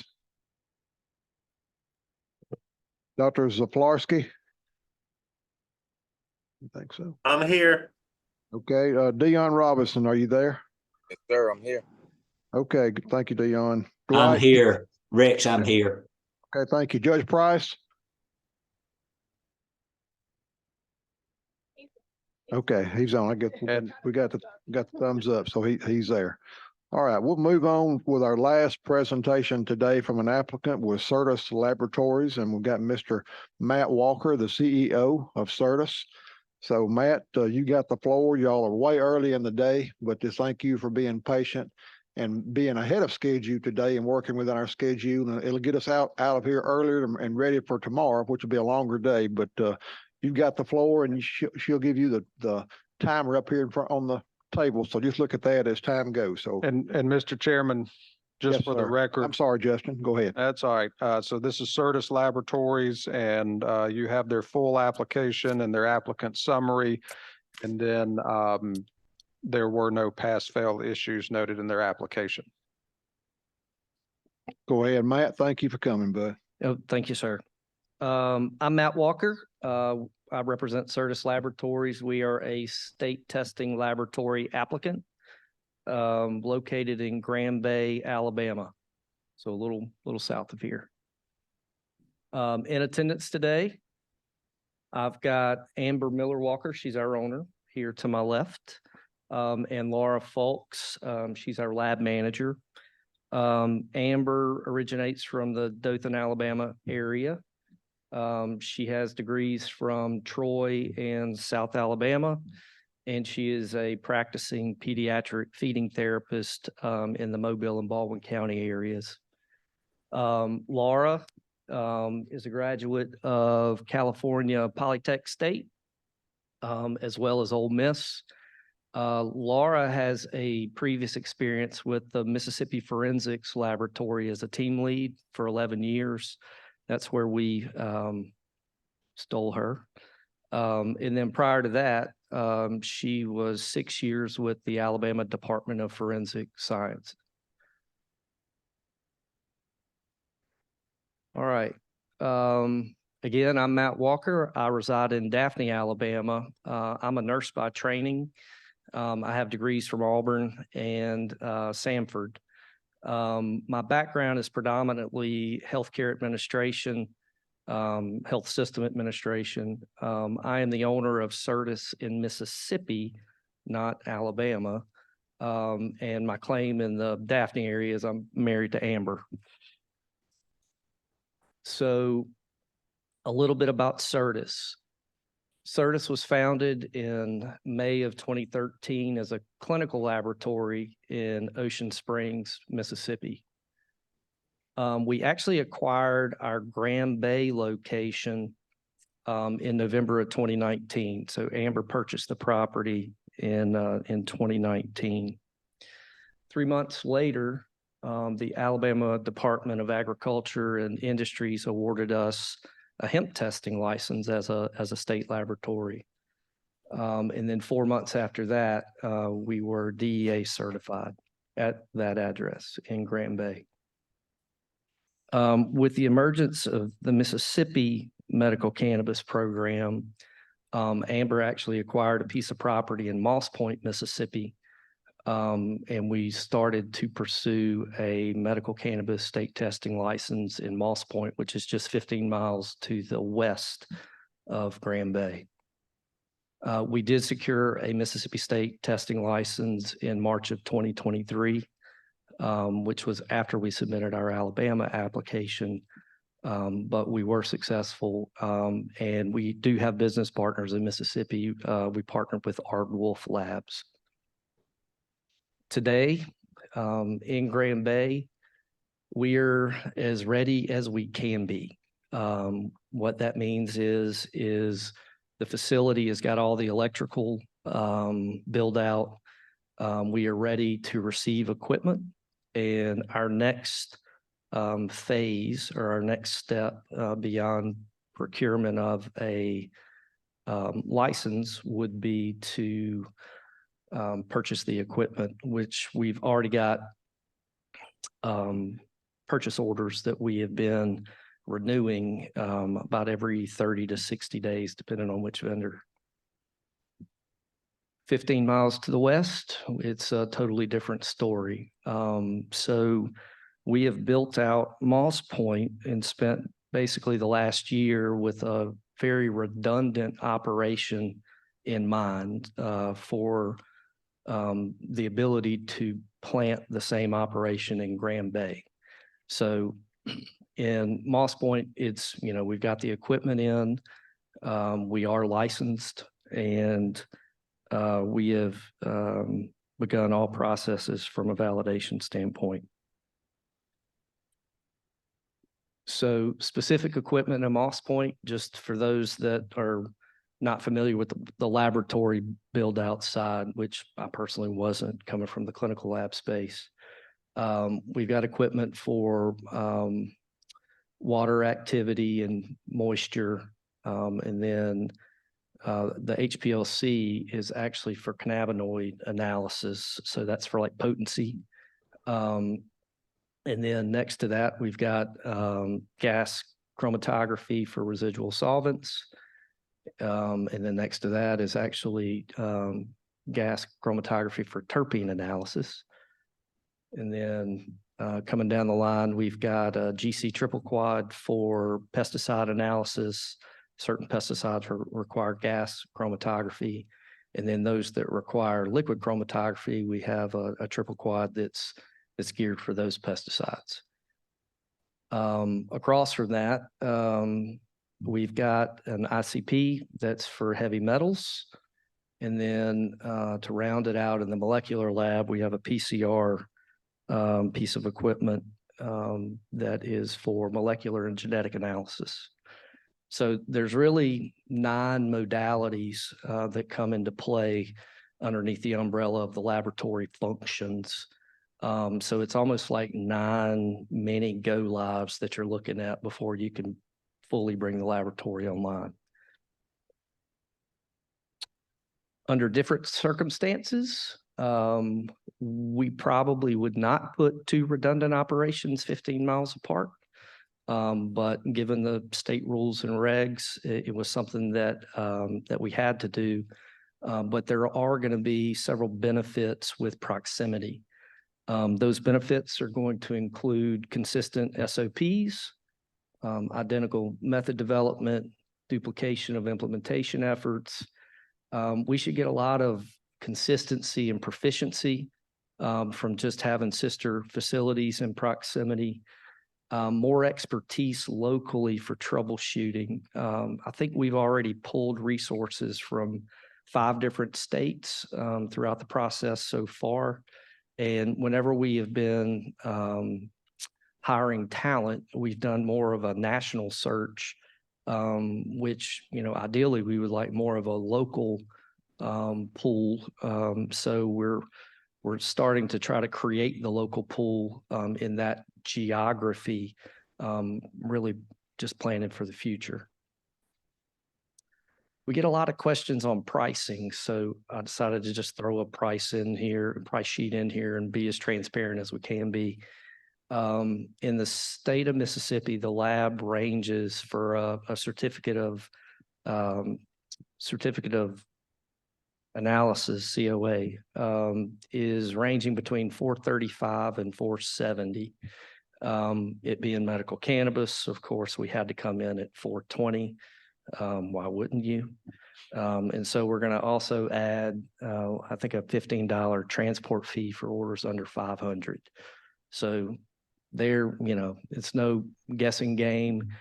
You know, we felt like any form of a price gouging would be completely inappropriate and unnecessary. So whatever we are charging,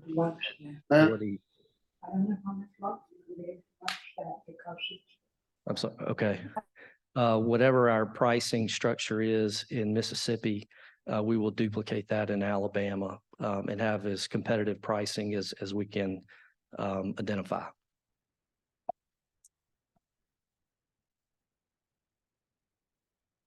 Oh, there we go. Lastly, I included my contact information as well as Laura's. And for those of us that just like a map, I went ahead and included exactly where the geography looks like for the laboratory. With that, I'll turn it over for questions. Thank you, Matt. Anyone have any questions for Certus Laboratories? I've got one right quick off the bat. Yes, Matt, sir. What would be the likelihood or the challenge of locating a second laboratory on the other end of the state to better serve your dispensaries and the whole thing? Yep. So that is obvious in our mind. It does make sense to spread the labs out based off of where the other licensees are working. So I do feel like we're going to have a good transportation plan out the gate. Obviously, it made sense to kind of, for all practical purposes, build this in my neighborhood from an operations standpoint.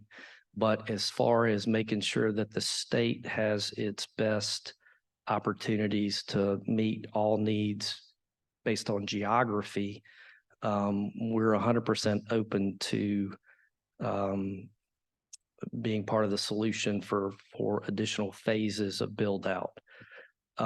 As far as like competition and things of that nature, obviously we can't be the only state laboratory. So we welcome the competition. In fact, in Mississippi, we were the first to actually reach out to the other laboratories to try to just get some level of consensus, because it's a little inconsistent based on laboratory. So we're probably more interested in making sure that we're doing things similarly than where our geographic locations are. Obviously, it doesn't make sense to have 2, 3, 4 of these things down in Mobile, Baldwin counties. That doesn't make sense. But something in the central part of the state and something in the Birmingham area or whatever obviously does make a whole lot of geographic sense. So we're not opposed to that at all. Thank you so much. Anybody have any questions? Yes, Dr. Jensen. So maybe a open-ended question, but how did you go about developing your specific procedures for each of these tests? We did have to pool knowledge from some of our consultants out of like the California area.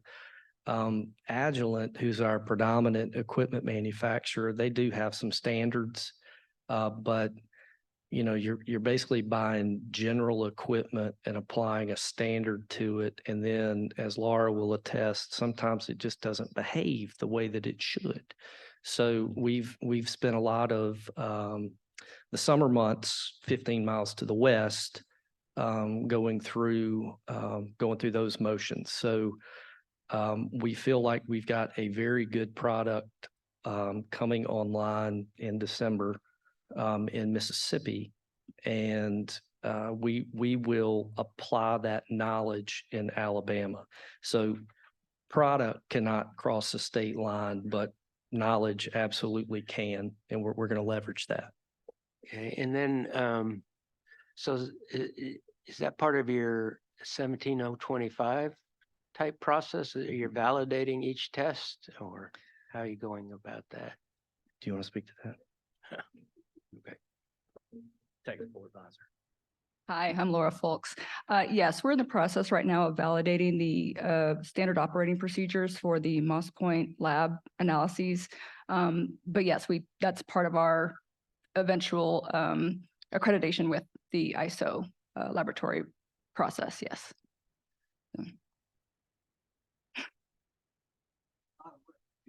It is. Yes. Yeah. We've been in it for a few weeks now. Yes.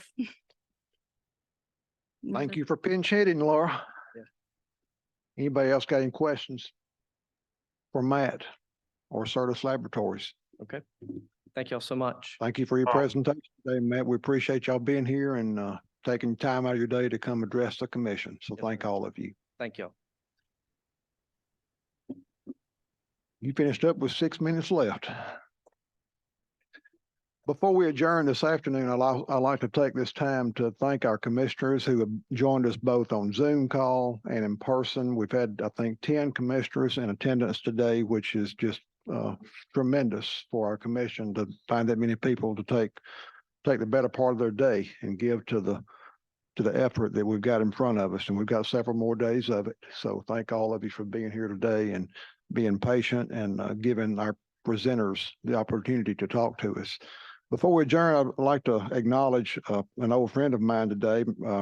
He's a former House member, Representative Mike Ball, who's in District 10 up in the Huntsville area, represented a good chunk of the city of Madison, South Huntsville, and he was the ramrod behind Carly's Law, which was a kind of a precursor for the Wesley Hall statute that we're operating under now. So that's kind of where we are with the Alabama Medical Cannabis Commission, and all that's come about in large part due to the work of Mike Ball and the people he was able to get on board with this idea years ago. And it's taken a while to get, and we're not there yet. We all know that, but Representative Ball has done great work in helping us get to this point. So I think to me, when I think of the things we've got in behind us and things we have in front of us, I really think of Mike and all the effort and hard work and commitment that he had in this process, because he never let it go. There was many days, I'm sure, in the legislative body that he thought, I'm wasting my time, but he never gave up. So hopefully we're seeing the light at the end of the tunnel, Mike. So thank you for being here today and watching this process follow through, hopefully to where more patients, other than those who were benefiting from CBD treatments, maybe we can get the THC in the cannabis for where that level is. So thank you for your commitment to the people of Alabama in regards to that. Any commission? At least he's got hair. That's what I'll say. Any other commission members have anything before we adjourn today? Justin, anything we need to mention? Taylor, got anything? Just had a question just for my understanding. So we've had several presentators today or presenters that had issues with pass-fail items that they submitted additional information to. How will we as a commission, when will we discuss whether those items sufficed and it was in fact a pass, or if it was in fact a fail on those?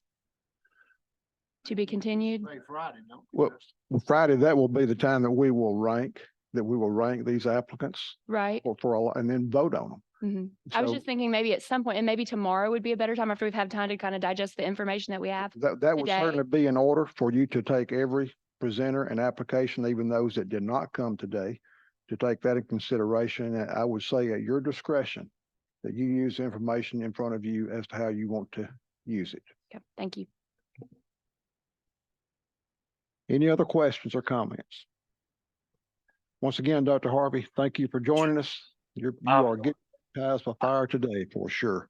Can you please explain one thing to us? How are we going to vote this Friday or next time we're voting? Are we ranking the applicants and then voting, or is it some kind of secret process? Can you just explain this to us? Yes, Dr. Zaflarski, I'm going to let Justin explain our process that we will begin. A lot will take place Friday. So that's when we will adjourn, no presentations on Thursday. So that will give you a whole day to kind of evaluate where you are.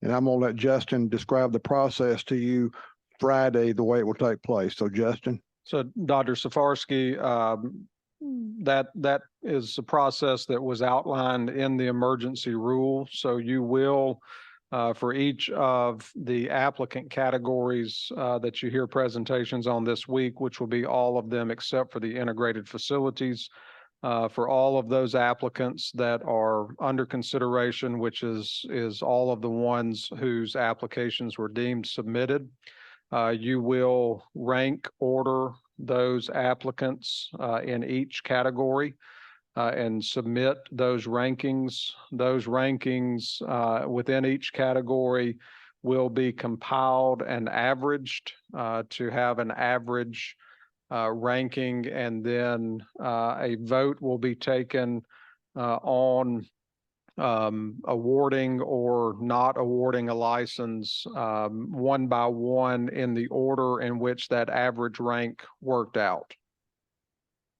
Sounds good. Thank you. It will be real similar to the last time, Dr. Zaflarsky, as far as the ranking. The highest ranked applicant will be voted on first. Is that right, Justin? Correct.